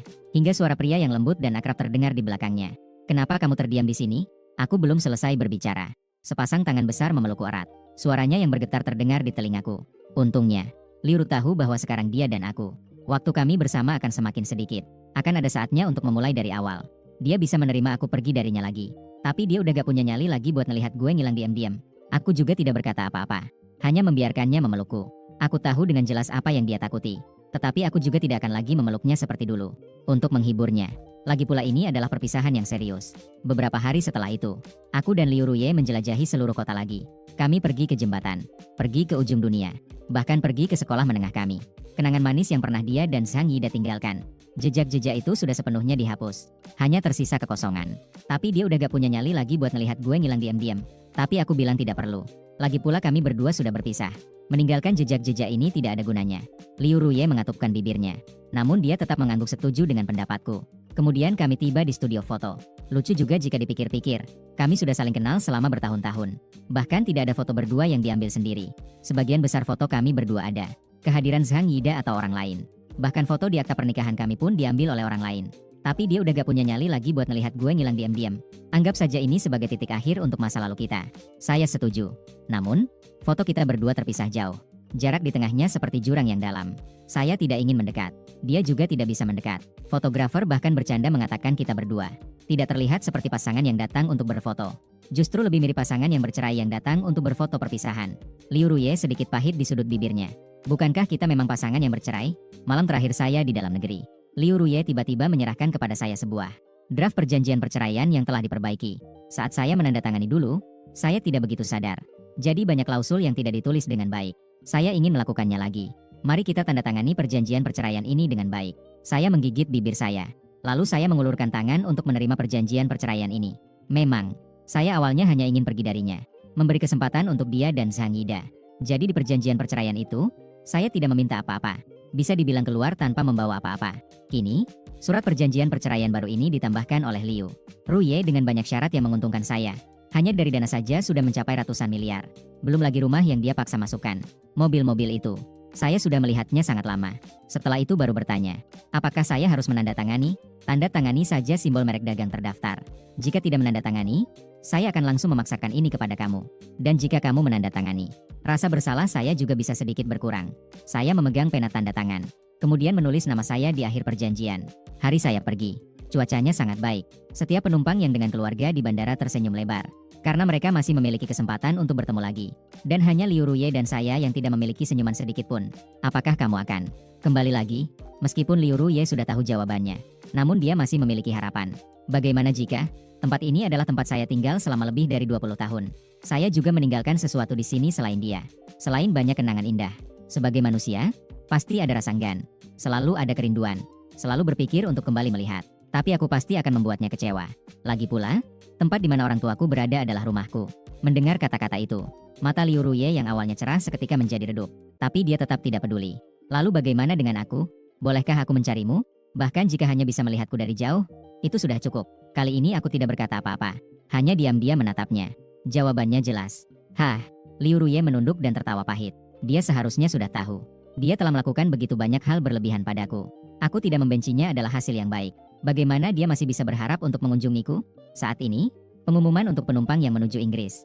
Pengumuman boarding sudah dimulai. Aku mengucapkan selamat tinggal padanya dengan pelan dan mulai berjalan menuju boarding. Semoga selamat. Mata Liu Ruye terlihat panik. Dia segera memeluk pinggangku. Aku benar-benar menyesal. Tolong, aku mohon. Jangan pergi. Aku menunduk melihat tangan yang melingkari pinggangku dan berkata pelan. Tapi Liu Ruye, di sini tidak ada obat penyesalan. Meskipun kamu sangat menyesal, kita tidak bisa kembali. Kita hanya bisa terus melangkah maju. Aku, tangan besarku yang memeluknya dengan erat tiba-tiba terlepas. Liu Ruye menatap dengan mata terbuka lebar orang yang dicintainya.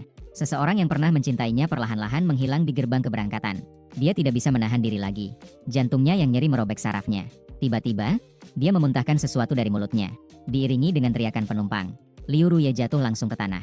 Kali ini tak ada yang sepenuh hati. Orang yang mencintainya berlari dengan gila-gilaan ke arahnya. Rumah sakit. Dokter dengan lembut mengingatkannya untuk beristirahat. Namun, Liu mendengar suara tangisan Liu Fu dan Liu.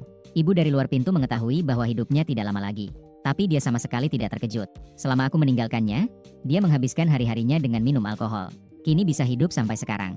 Sudah merupakan anugerah dari Tuhan. Tapi dia tidak mengatakan apa-apa. Dia hanya diam-diam melihat postingan baruku di media sosial. Di foto tersebut, aku memeluk erat kedua orang tuaku. Kami tersenyum bahagia ke arah kamera. Dan captionku adalah berharap kita bisa terus hidup bahagia selamanya.